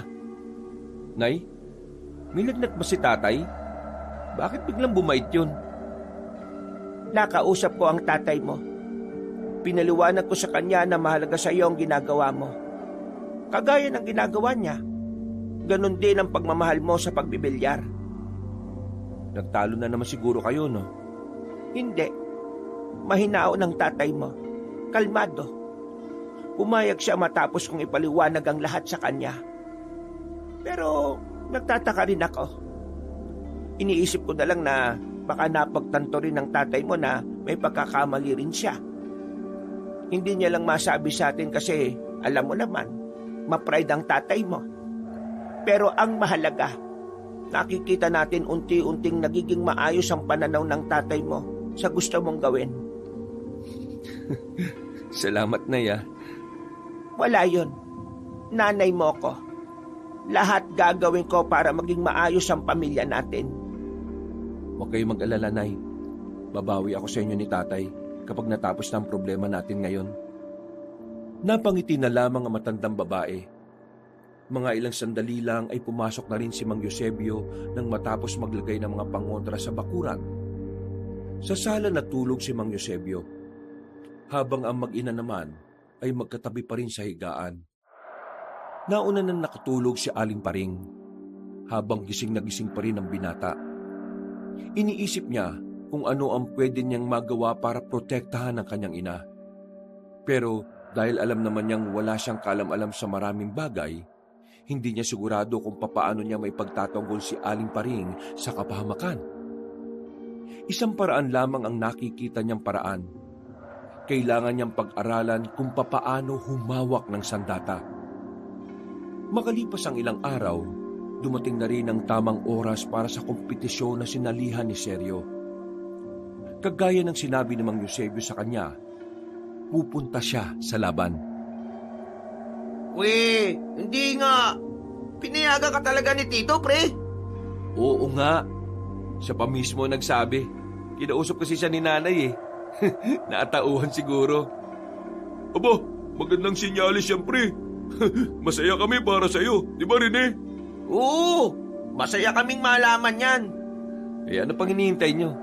Hindi ba kayo sasama? May sarili na akong tako oh. Sige na, magbihis na kayo. Dito na lang muna ako, hihintayin ko kayo. 4:00 magsisimula ang laban ha, 2:00 na, bilisan nyo. Nagmamadaling makauwi ang dalawa. Bis na ito nang makabalik. Agad naman silang nakapara ng tricycle at lumarga na rin papuntang bayan. Pagdating nila, marami ng tao. Nakaabot pa sila dahil mas maaga palang sisimula ng laban. Unang sabak ni Seryo ay nanalo siya kahit na mas magaling ang kalaban niya. Marami ang bumilib sa kanya, pero mas lalong dumami ang humanga sa kanya na makaabot na siya sa huling laban. Nakatapat niya ang pinakamagaling na manlalaro na halos kasing tanda na rin ng kanyang ama. Sa kasamaang palad, hindi niya yun natalo. Sadyang mas magaling ito sa kanya. Marami pa siyang kailangang pagdaanan para lang matalo ang matanda. Bagsak ang balikat ni Seryo nang lumabas na siya ng venue dakong 7:00 ng gabi. Balungkot siya dahil alam niyang sa pagkatalo niyang yon, pinatunayan niya lang sa kanyang ama na wala siyang kinabukasan sa larong yon. Pre, ayos lang yan. Hindi mo kailangan malungkot, no? Ginawa mo naman ang best mo eh. Tingnan mo, unang sabak mo pa lang yan. Pero nakalaban mo na kagad yung pinakamagaling. Maabot ka sa finals. Oh, inumin mo muna to para kumalma ka. Buko juice.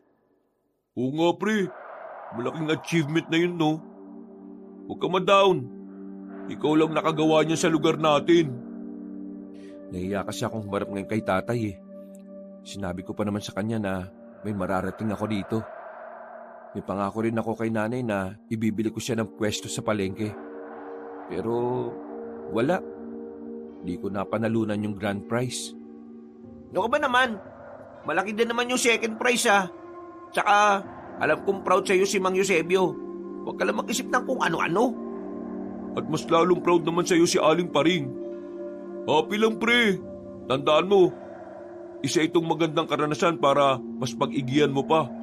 Malay mo, ito na pala simula. Ang mabuti pa, umuwi na lang tayo sa atin para maibalita kagad natin sa mga magulang mo ang nangyari. Second prize ka kaya? Yahoo! Tumango na lamang si Sergio. Kung siya lang ang masusunod, ayaw pa sana niyang umuwi sa kanila. Pero dahil hindi sila pwedeng magtagal sa labas, kailangan nilang bumalik agad ng kanilang baryo. Hindi pa rin niya nakakalimutan ang panganib na dala ng mga aswang. Nang makabalik na sila ay agad na nilang binalita kay Aling Paring ang nangyari.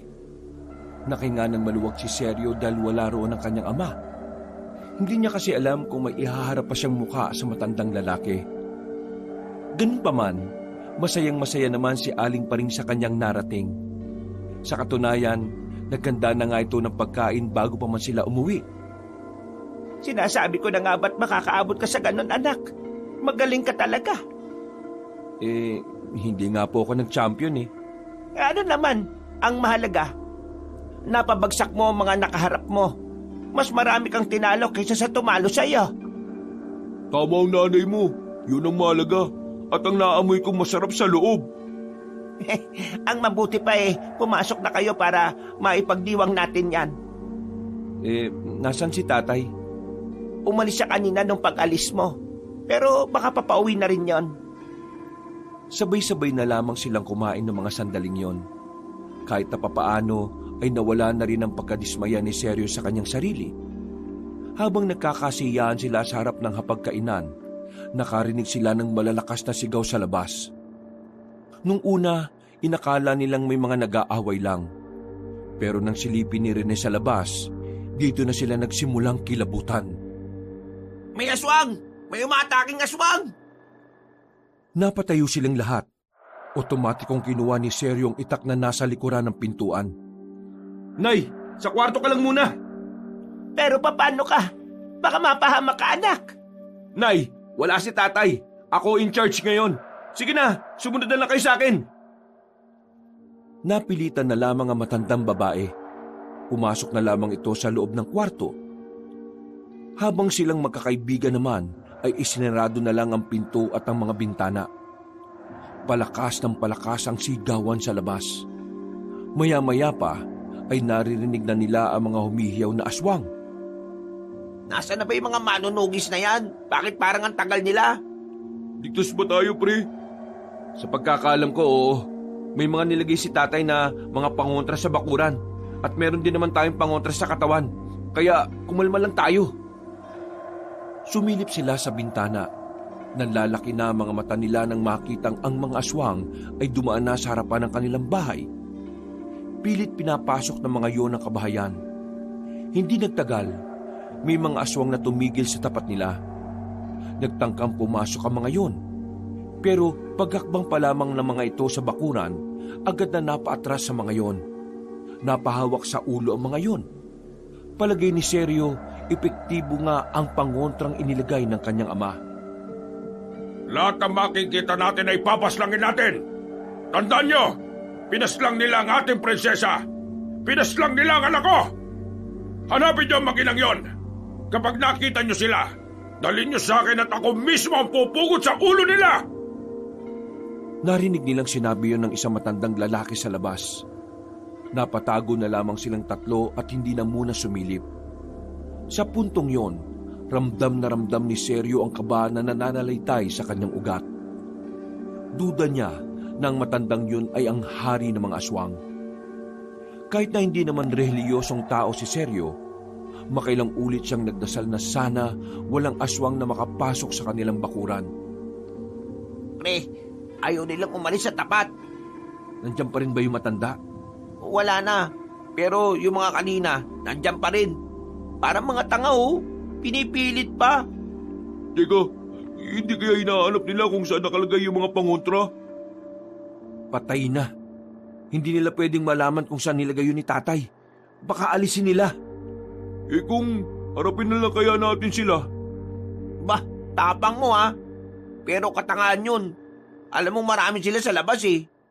Hindi tayo pwedeng lumabas dito. Kapag nalaman nilang may tao rito, mas lalo silang magpupursige makapasok. Nang muling sumilip si Sergio, nakita niyang nasa loob na ng bakuran nila ang mga aswang. Natanggal na ng mga yun ng ubos na kandila na nagsisilbing pangontra sana ng kanilang bahay. Umanda kayo, nasa bakuran na sila. Huwag kayong maingay. Nararamdaman nila ang bawat takbang ng mga aswang. Hanggang sa naramdaman na lang nilang nasa harapan na ito ng pinto. Agad silang umatras. Pumwesto sila sa pinto ng silid ni Aling Paring. Maigpit ang hawak ni Sergio sa itak. Tagaktak ang pawis ng binata ng dahil sa kaba.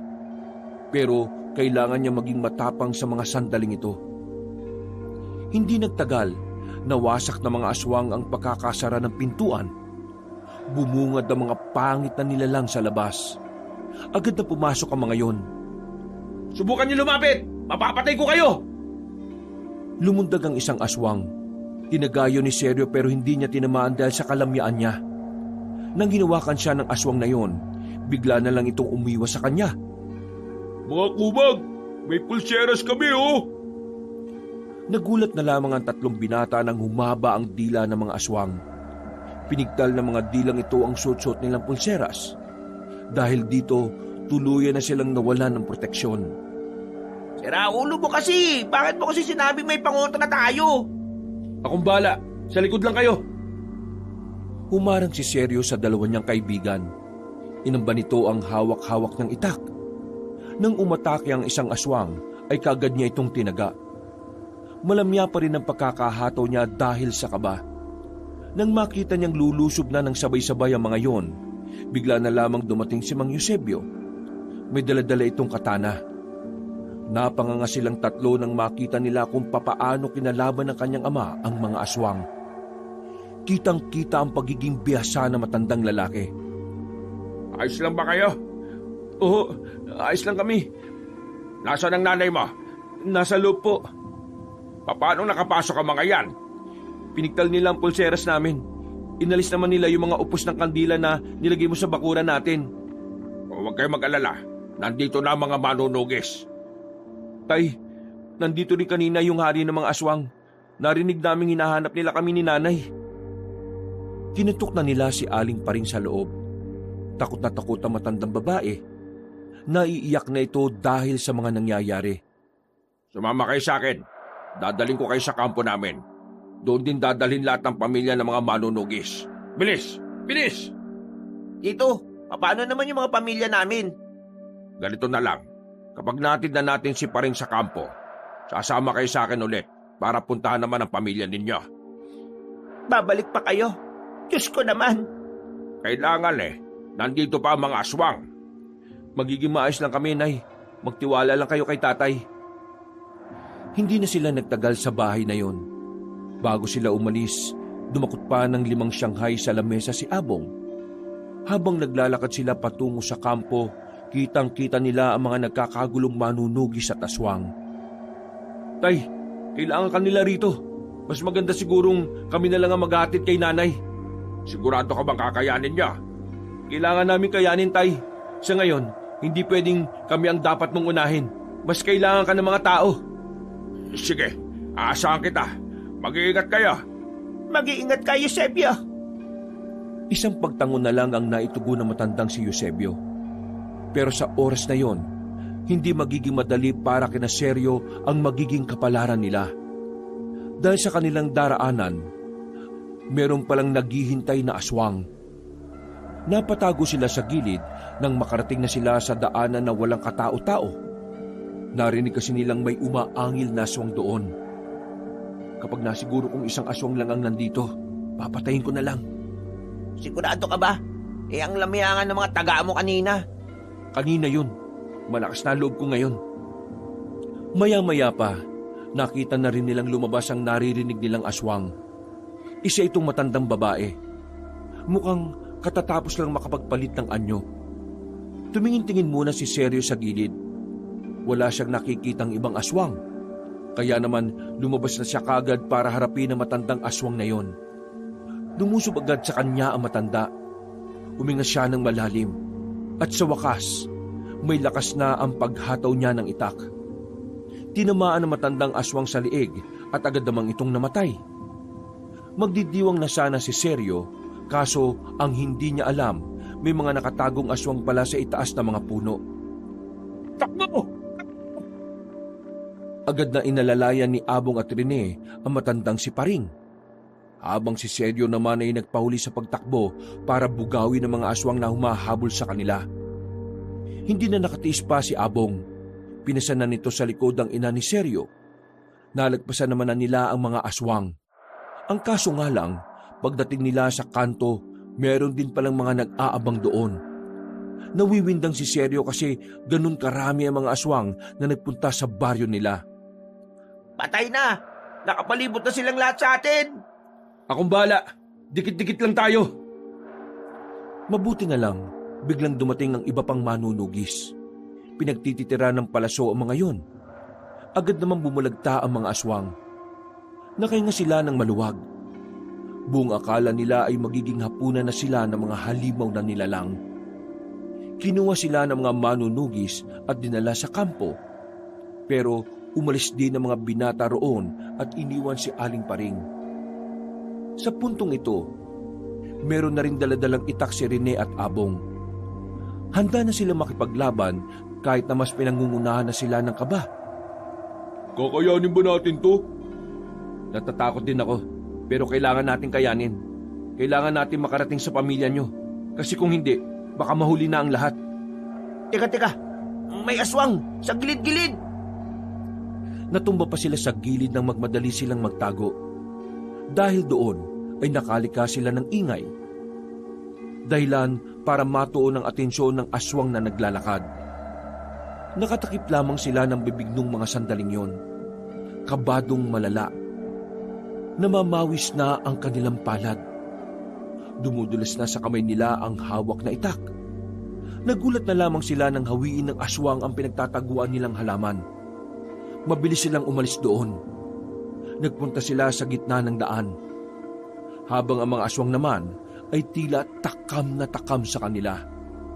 Naglalawa na ang mga laway nito sa bibig. Sabay-sabay kaya nating atakihin. Magandang ideya nga yan! Lusob! Lumapit sila sa aswang. Paghataw nila ng itak, dumulas lang yon sa kanilang kamay.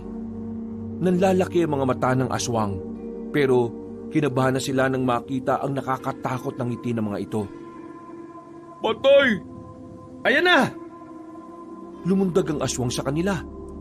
Mabuti na lang ay nakailag ang tatlo. Nang makakuha sila ng pagkakataon, sinipa ni Seryo ang aswang sa likod. Sinundan naman yon ng suntok ni Rene. Habang si Abong naman, sinampal niya ng malakas. Nang mapansin nilang nahilo ng bahagya ang aswang, agad-agad nilang kinuha ang itak. Sa sunod na paglusob ng aswang sa kanila, dahil medyo nahihilo pa ito, nagawa na nila itong patamaan ng taga. Gumewang-gewang ang aswang, hanggang sa hindi na pinatagal pa ni Seryo ang buhay nito. Tinaga niya yon sa dibdib at sinundan pa ng taga sa leeg. Agad din namang bumagsak ang aswang. Hingal na hingal ang tatlo kahit na isang aswang lang ang nakalaban nila. Hindi rin naman yon malakas gaya ng kinakalaban nila Mang Eusebio. Nandiyan na yung iba, tago muna! Dali-dali silang tumungo sa likuran ng isang bahay na wala na ring katao-tao sa loob. Pansamantala na muna silang tumigil doon. Nagkakalat na kasi ang mga aswang sa parting yon ng kanilang lugar. Hindi pa rin ako makapaniwala na nangyayari ito. Pero mas hindi ako makapaniwala na ganun kagaling si Mang Eusebio. Kaya nga kakaiba pre. Hindi ka ba umangas tatay mo? Ang galing kaya. Malamang humanga. Yun din ang unang pagkakataon na nakita ko siyang lumaban . Ang lupit. Alam mo pre, mahal ka ng tatay mo. Hindi lang niya pinahalata sa'yo. Sana nga. Sana nga maramdaman ko na rin. Kanina pagkatapos ng laban mo, nandun siya. Ha? Anong nandun? Hindi ko nga nakita eh. Doon sa bilyaran? Nandun siya, pre. Nanood siya. Wala umpisa ng laban mo. Pinanonood ka niya. Yung buko juice na binigay ko sa'yo, siya bumili nun. Ang sabi niya sa amin, painumin ka raw namin para kumalma ka. At sabi niya, ayos lang daw na natalo ka. Dahil nakita naman talaga niya na magaling ka eh. At ginawa mo makakaya mo. Tama si Rene. Mahal ka ng tatay mo, pre. Hindi naman siya siguro manonood at maglala ng oras sa laban mo kung hindi ka niya mahal. Ha? Totoo ba yan? Baka tinatarantado niyo lang ako ha? Totoo nga. Tingin mo gagawa kami ng ganitong kwento? Eh di nagalit sa amin ng tatay mo. Aminin mo na, pre. Mahal na mahal mo rin ang tatay mo. Alam mo ito, sisermonan muna kita ha, kahit na nasa gitna tayo ng panganib. Pre, naiintindihan kita at naiintindihan ko ang tatay mo. Siguro, hindi naman talaga gusto ng tatay mo na iwanan mo ang bilyar eh. Ang gusto lang niya, unahin mong palakasin ang sarili mo. Yung kakayanin mo nang tumayo sa sarili mong mga paa. Kasi, hindi naman nabamboy na nasa tabi natin ng tatay natin eh, para protekta ng pamilya natin.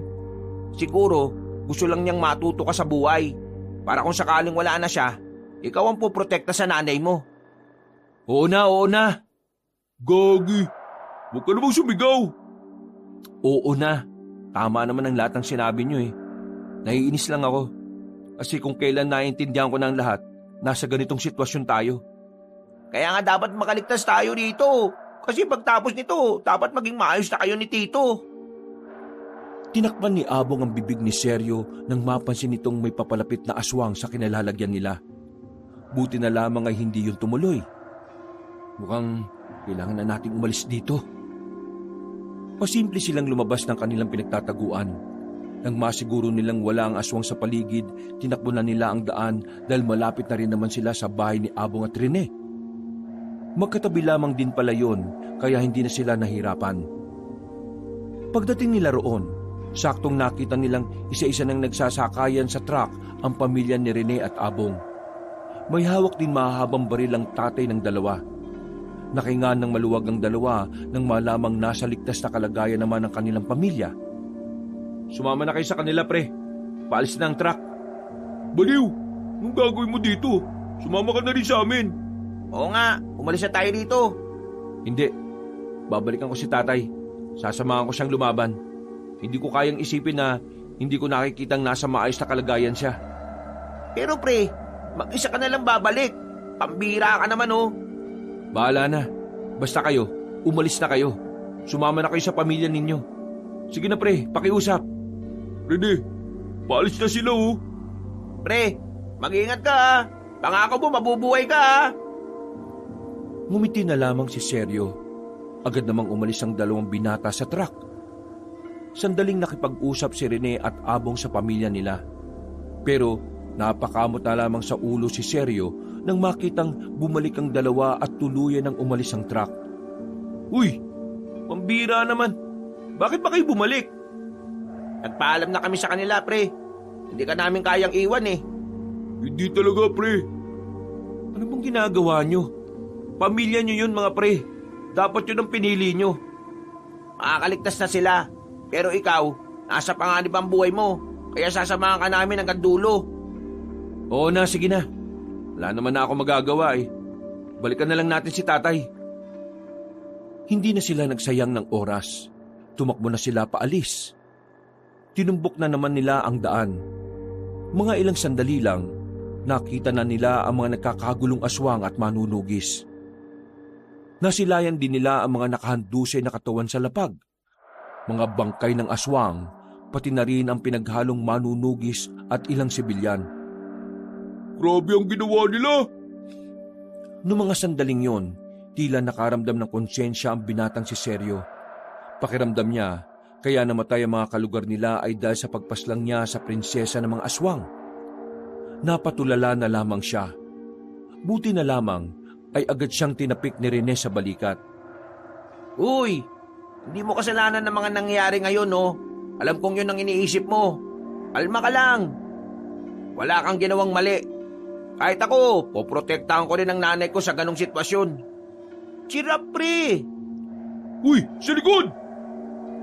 Tinulak ni Abong ang dalawa nang makitang may aswang na papalapit. Mabilis ito kumpara sa mga naunang aswang na nakalaban nila. Pero ang maganda sa nangyari, nagawang salagin ni Abong ang kalmot ng aswang gamit ang itak. Mga pre, focus tayo. Nandito tayo sa parting maraming aswang. Sige, copy! Hinarap nilang tatlo ang aswang na yon. Agad naman nila itong napaslang. Pero bigla na lang may mga dumating na mga tatlong aswang. Itsura pa lang ng mga yon, alam na nilang mas mababangis ito.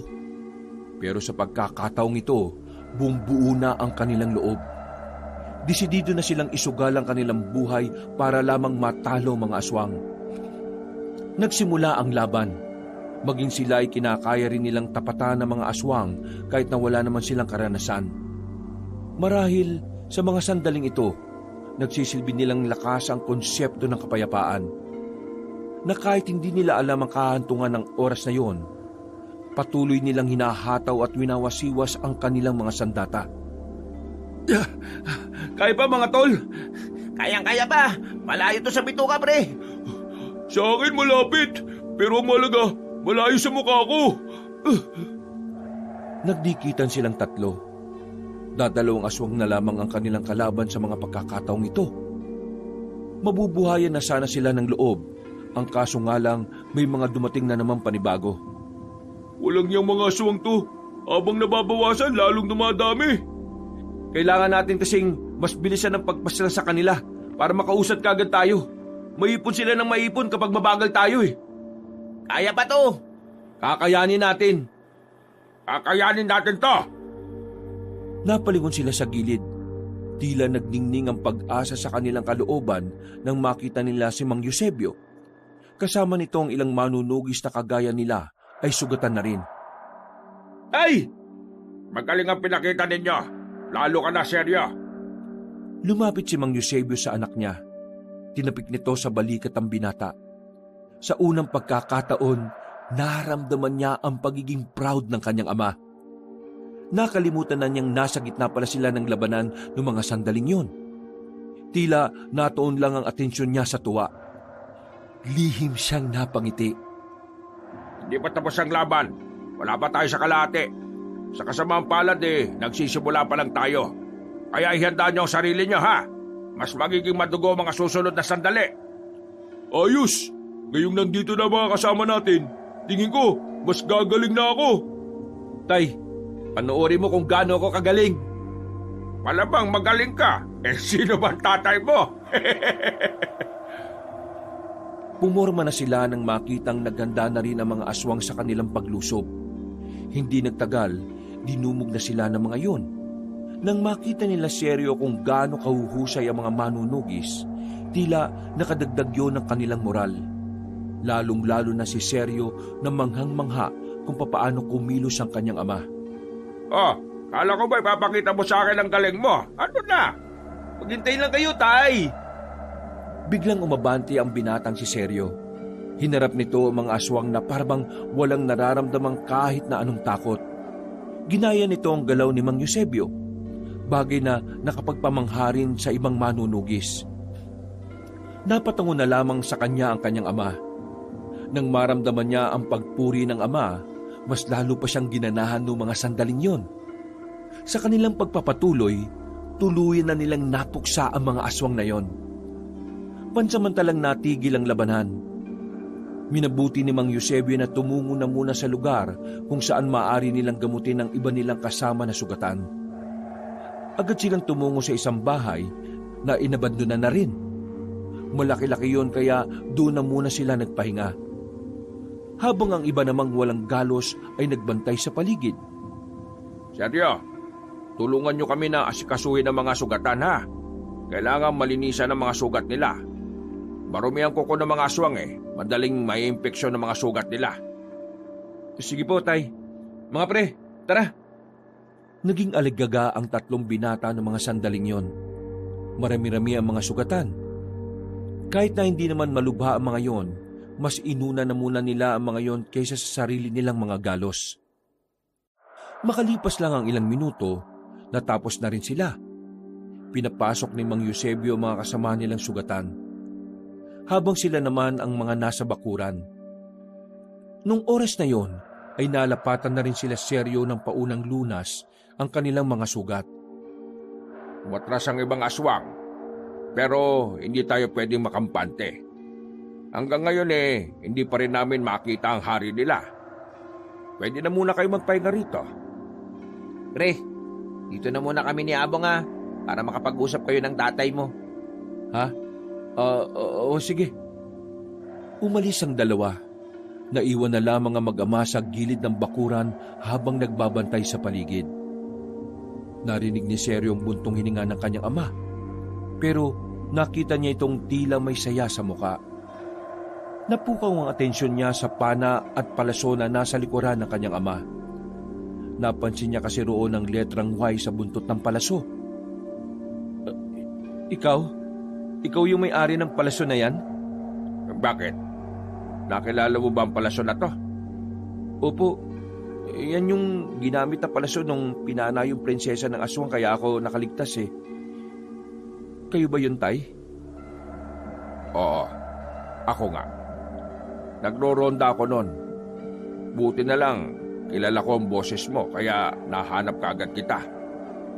Sandaling hindi nakapagsalita si Seryo. Hindi niya alam kung anong mararamdaman niya. Sa kanya lang napagtanto na totoo pala talagang may pakailam ang kanyang ama sa kanya. Hindi niya lamang yon napapansin dahil masyado siyang nabulag sa galit niya. Kahit na anong alitan ng mag-ama pa rin sila. Kaya walang dahilan para hindi kita iligtas noon. Tay, sorry po Sorry kasi lagi kitang inokontra. Lagi kitang inaaway. Nawalan ako ng galang sa inyo. Hindi ako naging mabuting anak sa iyo. At wala rin akong ginawang maganda sa buhay ko. Sorry talaga, Tay. Anak, lahat tayo biktima ng aswang. Nang mamatay ang kuya mo dahil sa aswang, na trauma ang nanay mo. Nang dumating ka sa buhay namin, binuhos niya ang buhay niya sa iyo. Sobrang pinrotektahan ka niya. At dahil doon, lumaki kang nakadepende sa kanya. Napagtanto ko lang na wala akong dapat nasisihin kung bakit ka nagkaganyan. Ginawa lang naman ng nanay mo ang makakaya niya para protektahan at ingatan ka. Lahat nito dahil sa mga aswang. Kaya, pasensya na rin kung nagagalit ako sa iyo kasi ganyan ka lumaki. May pagkukulang din naman ako. Masyado akong naging abala sa mga kung paano mabibigyan ng hustisya ang kuya Dodito mo. Nakalimutan kong may anak pa pala akong isa. Tay, maraming salamat po. Hindi niyo alam kung gaano ako kasaya ngayon. Noong ko pa ito dapat ginawa Pero bulag lang ako sa kagustuhan kong maging kasing tapang at tibay mo ako. Kahit na alam ko naman na may sarili kang buhay at kapalaran na gusto mong tahakin. Seryo, anak, kapag natapos na ang labanan na ito, gawin mo kung anong gusto mo. Huwag ka mag-alala. Susuportahan kita. Maraming salamat, Tay. Salamat po talaga. Oo, huwag ka magpasalamat. Kasi normal na ginagawa ng isang ama ang suportahan ng anak. Obligasyon ko yun. Ang gusto ko lang, ingatan mo ang sarili mo, ha? Hindi ako magagalit kung magkakamali ka o mabibigo ka. Basta ipakita mo lang sa akin na lagi kang may natututunan sa bawat paglalakbay mo. Magiging masaya na ako para sa iyo. Tay, gusto ko maging katulad niyo Gusto kong maging manunugis. Gusto kong lumakas at maging matatag. Pwede ka naman maging malakas at matatag kahit hindi ka maging manunugis. Ayaw kong sundan mo ang yapak ko. Ayaw kong malagay ang buhay mo sa panganib habang buhay. Pero gusto kong protektahan si nanay Kayong dalawa. Kasi alam ko darating ang araw, ako na ang poprotekta sa inyo. Ngayon pa lang, ubusin na natin itong mga pesting aswang na ito para hindi na darating ang araw na kailangan mong lumaban para sa amin. Gusto namin kasi ng nanay mo, magkaroon ka ng mapayapang buhay kasama ang magiging pamilya mo. Inakbayan ni Mang Eusebio ang kanyang anak. Umakbay na rin si Sergio dito. Para sa binata, tila may nangyaring himala sa mga oras na yon. Sa gitna ng kaguluhan, madali nilang napatawad ang bawat isa. Bagay na mas lalong nagpapagaan sa kalooban ni Sergio. Sabik na siyang ipaalam sa kanyang ina na nagkasundo na sila ng kanyang ama. Lumipas sa mga oras, wala ng mga umataking aswang. Ang sabi ng iba nilang kasama na rumoronda, hindi na nila namataan ang hari ng mga aswang sa baryo. Umalis na rin ang ibang aswang. May tuturing nilang tagumpay ang laban na yon. Pero hindi sila dapat agad magdiwang. Batid nilang lahat na ang laban na yon ay magkakaroon pa ng kasunod. Ang laban na kung saan maari nilang ikamatay lahat. Kinaumagahan, tumambad sa kanila ang mga bangkay sa kung saan-saan. Umabot sa 30 katao ang namatay. Hindi naman bababa sa 70 ang namatay sa mga aswang. Inipon nila ang katawan ng mga aswang at inilagay sa malalim na hukay. Sabay-sabay nilang sinunog ang mga yon at nagsagawa ng isang dasal. Pagkatapos, tinabunan na nila ulit ng lupa ang abo. Dakong 8:00, inasikaso na nila ang mga may pinsala. Inilibing na rin nila ang mga taong namatay dahil sa madugong labanan na yon. Sergio, mauna na kayo sa kampo anak ha. Magpahinga na muna kayo ron. Aasikasuhin lang namin ang mga nandito. Pero, paano kayo? Susunod ako ron kapag maayos na ang lahat dito. Isa pa, hihintayin ko pa rin ang pagdating ng iba pang manunugis.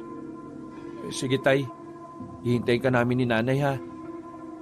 Tinapik na lamang ni Sergio ang balikat ng kanyang ama at saka naglakad na rin paalis. Nang dumating sila sa kampo, agad na niyakap ni Sergio ang kanyang ina. Naroon din ang ibang mga pamilya dahil tila naging evacuation center ang lugar na yon. Bakit kayo lang ang dumating? Nasaan ang tatay mo? Anong nangyari sa kanya? Nay, nasa maayos na kalagayan si tatay. Walang nangyaring masama sa kanya. Kailangan niya lang magpaiwan doon dahil inaasikaso niya pa yung mga taong sugatan at mga namatay. Ay, Diyos ko. Mabuti naman kung ganon. Ikaw, kumusta ka naman? May sugat ka? Ayos lang ako, Nay. Hindi naman malalayan eh. Kayo rito? Ayos na ayos naman ako dito. Mababait ang mga nagbabantay sa amin. Nay, nagkaayos na po kami ni tatay. Ha? Talaga? Diyos ko, mabuti naman kung ganon. Matagal ko nang pinagdarasal yan. Mabuti naman dininig na ako ng Panginoon. Nay, pagkatapos ng kaguluhan na ito, pinapangako ko, magiging masayang pamilya na tayo ulit. Muling nagyakapan ng mag-ina. Nilulubos na ni Sergio ang pagkakataong yon dahil wala silang ideya kung anong mangyayari kinagabihan. Matapos ang pag-uusap nilang mag-ina, hinanap naman niya si Rene at Abong. Saktong katatapos lang ng mga yon na dalawin din ng kanilang mga pamilya. Oh, kumusta sila? Okay naman. Mabuti na lang talaga. Nagamit ng kakilala nila yung truck para makaalis sila kaagad. Sila tatay naman, ayos lang din. Pero si Tio, na high blood yata. Ayun, inaasikaso siya ng mga manggagamot. Ang mahalaga, nasa ligtas na lugar na sila. Mga pre, sasama ba kayo mamaya? Kasi ako, babalik ako sa baryo natin. Sasamahan ko si tatay. Alam nyo, dito na lang kaya kayo? Tatapusin natin to na magkakasama, no? Oo, nasimulan na natin eh. Sigurado ba kayo, pre? Mas mabangis na yung makakalaban natin mamaya. Hari na ng mga aswang yun. Di pa rin! Ako rin! Di pa rin! Mabilis na lumipas sa mga oras. Nagpaalam na rin sila sa kanilang mga pamilya. Kailangan na nilang bumalik sa baryo para samahan ng mga naiwang manunugis doon. Kasama nila Seryo ang mga bagong manunugis na dadagdag sa kanilang hanay. Ilang minuto lang, nasa baryo na rin sila. Parang naging abandonadong baryo na ang itsura ng lugar at wala ng mga tao sa kabahayan. Karamihan sa mga yon ay nag-alisa na. Wala na tayong oras. Kailangan na natin pumwesto. Paparating na sila. Seryo, sumama kayong tatlo sa akin. Mga kasama, ihanda natin ang mga sarili natin. Nalalapit na ang tunay na laban! Sabay-sabay na sumagot ang mga yon at tinawag na kapitan si Mang Eusebio. Tay, kapitan ka na pala? Nakita namin ang katawan ng kapitan namin kanina. Brutal siyang pinatay. Kaya ako nang ipinalit nila. Wala na silang sinayang na sandali. Pumesto na sila sa bandang unahan ng baryo. Nakaupo lamang sila sa likuran ng mga nakatambak na kahoy sa gilid ng bahay. Ilang minuto na nilang sinisipat ang labas, pero hindi pa rin nila nakikita ang mga aswang. Mas malakas na aswang na makakalaban natin. Hindi na sila nararamdaman ng langis na lana. Kaya mag-iingat. Walang lalayo sa akin, ha? Tito, gaano ba kalakas ang hari ng mga aswang? Mas malakas sa mga nakakalaban natin. Gabunan ng hari. At ang gabunan ang isa sa pinakamalakas na aswang. Matatalo naman natin siya, di ba? Oo, basta kailangan lang natin tibayan. Hindi nagtagal, naramdaman na rin nila ang presensya ng mga aswang. Kusang nagtindigan ng balahibo ni Seryo ng mga sandaling yon. Tingin niya dahil yon sa hari ng mga aswang. Hinanda na nila ang mga kasamahan nila nang lumitaw na sa tapat ang mga aswang. Pagsenyas ni Mang Seryo, nagpaulan na ng maraming palaso ang mga manunugis. Meron silang mga tinamaan, pero mas marami ang nakailag dahil maliliksi ang mga bagong aswang na nakalaban nila. Pagkatapos, nakita na lamang nila ang hari ng mga aswang na nasa bubungan ng bahay. Sinubukan nilang patamaan ng palaso yun, pero madali lang itong nakailag. Ubusin ang mga taong yan! Wala tayong ititira! Kumalat na ang mga aswang. Nagsimula na rin ang labanan sa pagitan ng dalawang panig. Habang sila Mang Eusebio naman, nanatili lang sa kanilang pinagtataguan. Naghihintay lamang sila ng tamang pagkakataon para harapin ang hari. Pero maya-maya lang, natagpuan na rin sila ng mga kalaban nila sa kinalalagyan nila.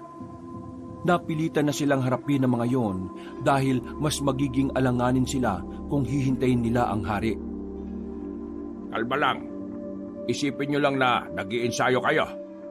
Ayan na! Muling nakipagsagupaan ang apat kasama ng iba pang miyembro ng manunugis. Naging mahirap para sa kanila ang mga sandaling yon dahil maraming natatakbuhan at naaakyatan ng mga aswang. Kaya naman naisipan ni Mang Eusebio na umalis doon. Tumungo sila sa lugar kung saan malayo sa kabahayan. Nang sumunod na mga aswang doon, nagkaroon na sila ng pagkakataon para makapalag. Focus! Walang lulutang-lutang! Munti ka nang mahagip si Rene at Abong. Buti na lang ay nasa lagito ni Mang Eusebio.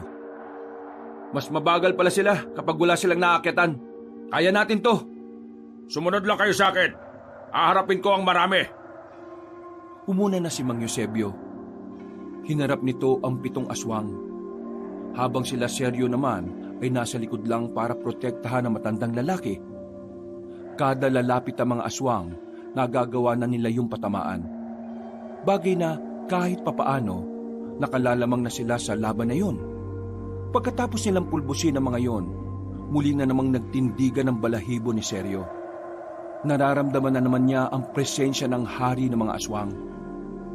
Sa wakas, nakita ko na rin ang taong pumaslang sa anak ko. Ikaw! Ikaw, binata ka! Kasalanan din ng anak mo kung bakit siya napatay. Kung hindi niya kami inatake at kung hindi niya pinagtangkaan ng nanay ko, buhay pa sana siya ngayon. Pinagtanggol ko lang ang nanay ko. Kahit sinong anak, gagawin yon. Pasensya ka na, iho.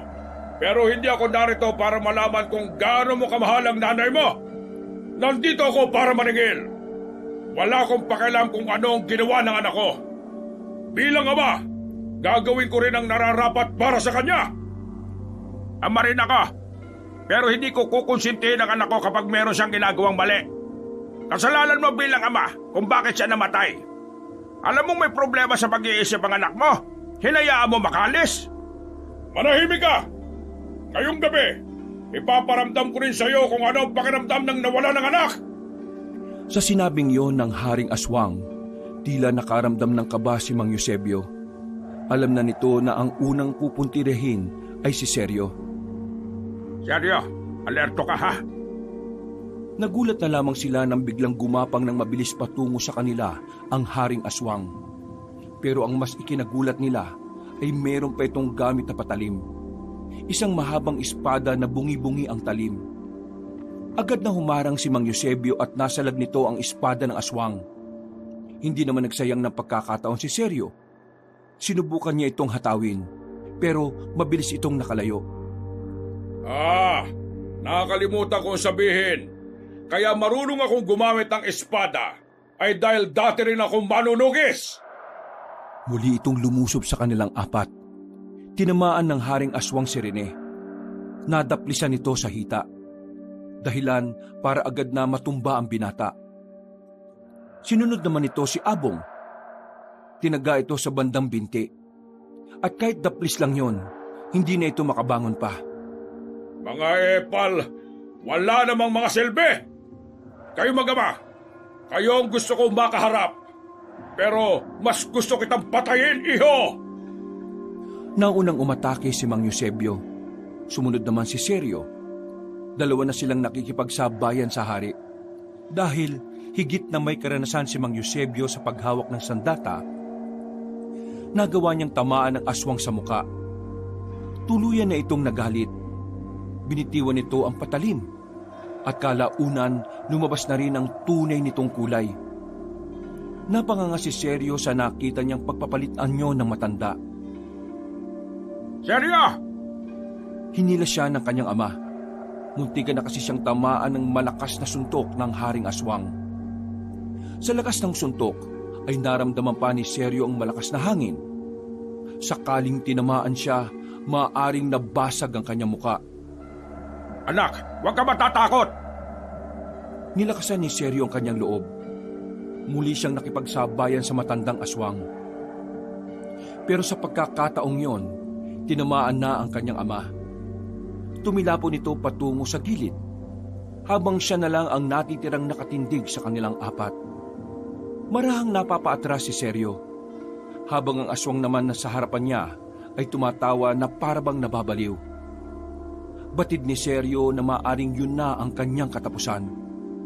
Hindi rin niya sigurado kung kakayanin pa ng kanyang ama na makatayo. Kaya naman, sarili na lamang niya ang pwede niyang asahan. Tumigil sa paglalakad si Seryo. Ipinagtaka naman ito ng Haring Aswang. Hinawakan niya ng maigpit ang kanyang hawak na itak. Matapos huminga ng malalim, sinubukan niyang lumusob. Pinagtatataga niya ang aswang sa harapan niya. Pero walang kahirap-hirap lang itong naiilaga na matandang aswang. Hindi ako natatakot sa iyo! Hindi! Biglang nahawakan ng Haring Aswang ang kanyang braso. Hinila siya palapit at nadakpa nito ang leeg niya. Binalibag siya nito sa lapag. Buti na lang ay lupa ang kinatatayuan nila, kaya kahit na papaano hindi malubha ang tinamo ng katawan niya. Pero hindi pa man siya nakakabangon, umibabaw sa kanya ang matandang aswang. Sinampal siya ng malakas sa muka. Paulit-ulit yon, hanggang sa mamanhid na ang pisngi niya. Anong akala mo? Papaslangin kita kagad? Hindi! Pahihirapan muna kita para mapanood ng ama mo kung paanong unti-unti kang mamatay! Kinalmot ng aswang ang kanyang hita. Ilang beses yung ginawa sa kanya hanggang sa mapasigaw na siya sa sobrang sakit. Ano? Masakit ba? Hoy! Kapitan ng manunugis! Anong pakiramdam? Palagya ka! Tigilan mo siya! Sinubukan makabangon ni Mang Eusebio pero nanghihina na ang tuhod nito. Si Rene at Abong naman sinubukan ding makalapit pero bumagsak lang sila ulit. Huwag ka mag-alala. Hindi naman agad mamamatay itong anak mo eh. May oras ka pa para makapagpaalam sa taong ito. Kabilang hita naman ang pinagkakakalmot na matandang aswang. Kahit anong gawin mo sa akin, hindi na may babalik ang buhay ng anak mong praning! Kahit patayin mo ako, patayin na rin ang anak mo! Anong sinabi mo, ha?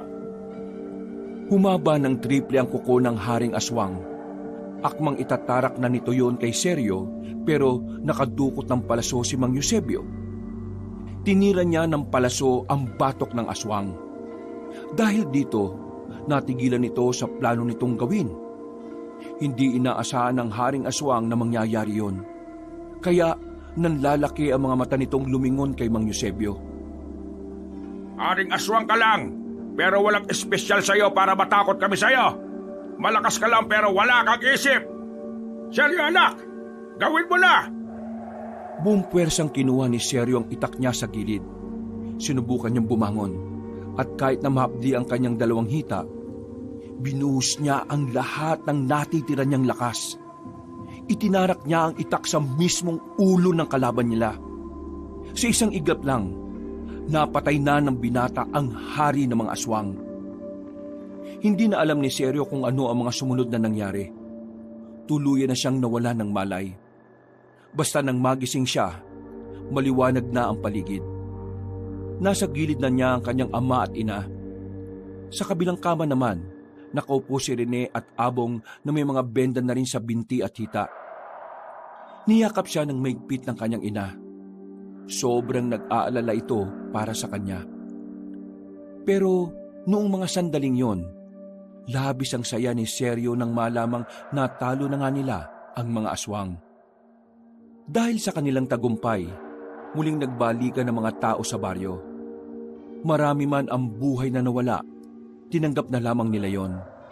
Dahil ang mahalaga na lamang para sa lahat ay makakapagsimula na rin sila ng mapayapang buhay. Wala ng aswang, wala ng panganib. Samantala, mula noon ay naging mas maganda naman ang samahan ni Mang Eusebio at Sergio. Sa katunayan, ang ama pa nga ng binata ang nag-uudyok na sumali sa mga paligsahan ng bilyar ang anak. Naging magkasundo na silang mag-ama. Masaya na ulit ang kanilang pamilya. Wala nang mahihiling pa ang binata kundi ang manatiling maligaya ang pamilya niya. Hindi man niya tinahak ang landas ng kanyang ama. Ang importante sa kanya ay magkakasama silang masaya. Isang taon na rin ang nakalipas matapos ang madugong labanan. Wala nang lumitaw na aswang. Wala nang peligro. Ligtas nang maglakad ng mag-isa sa gabi. Dahil kahit na anong mangyari, hinding-hindi magtatagumpay ang kasamaan laban sa kabutihan. Wakas.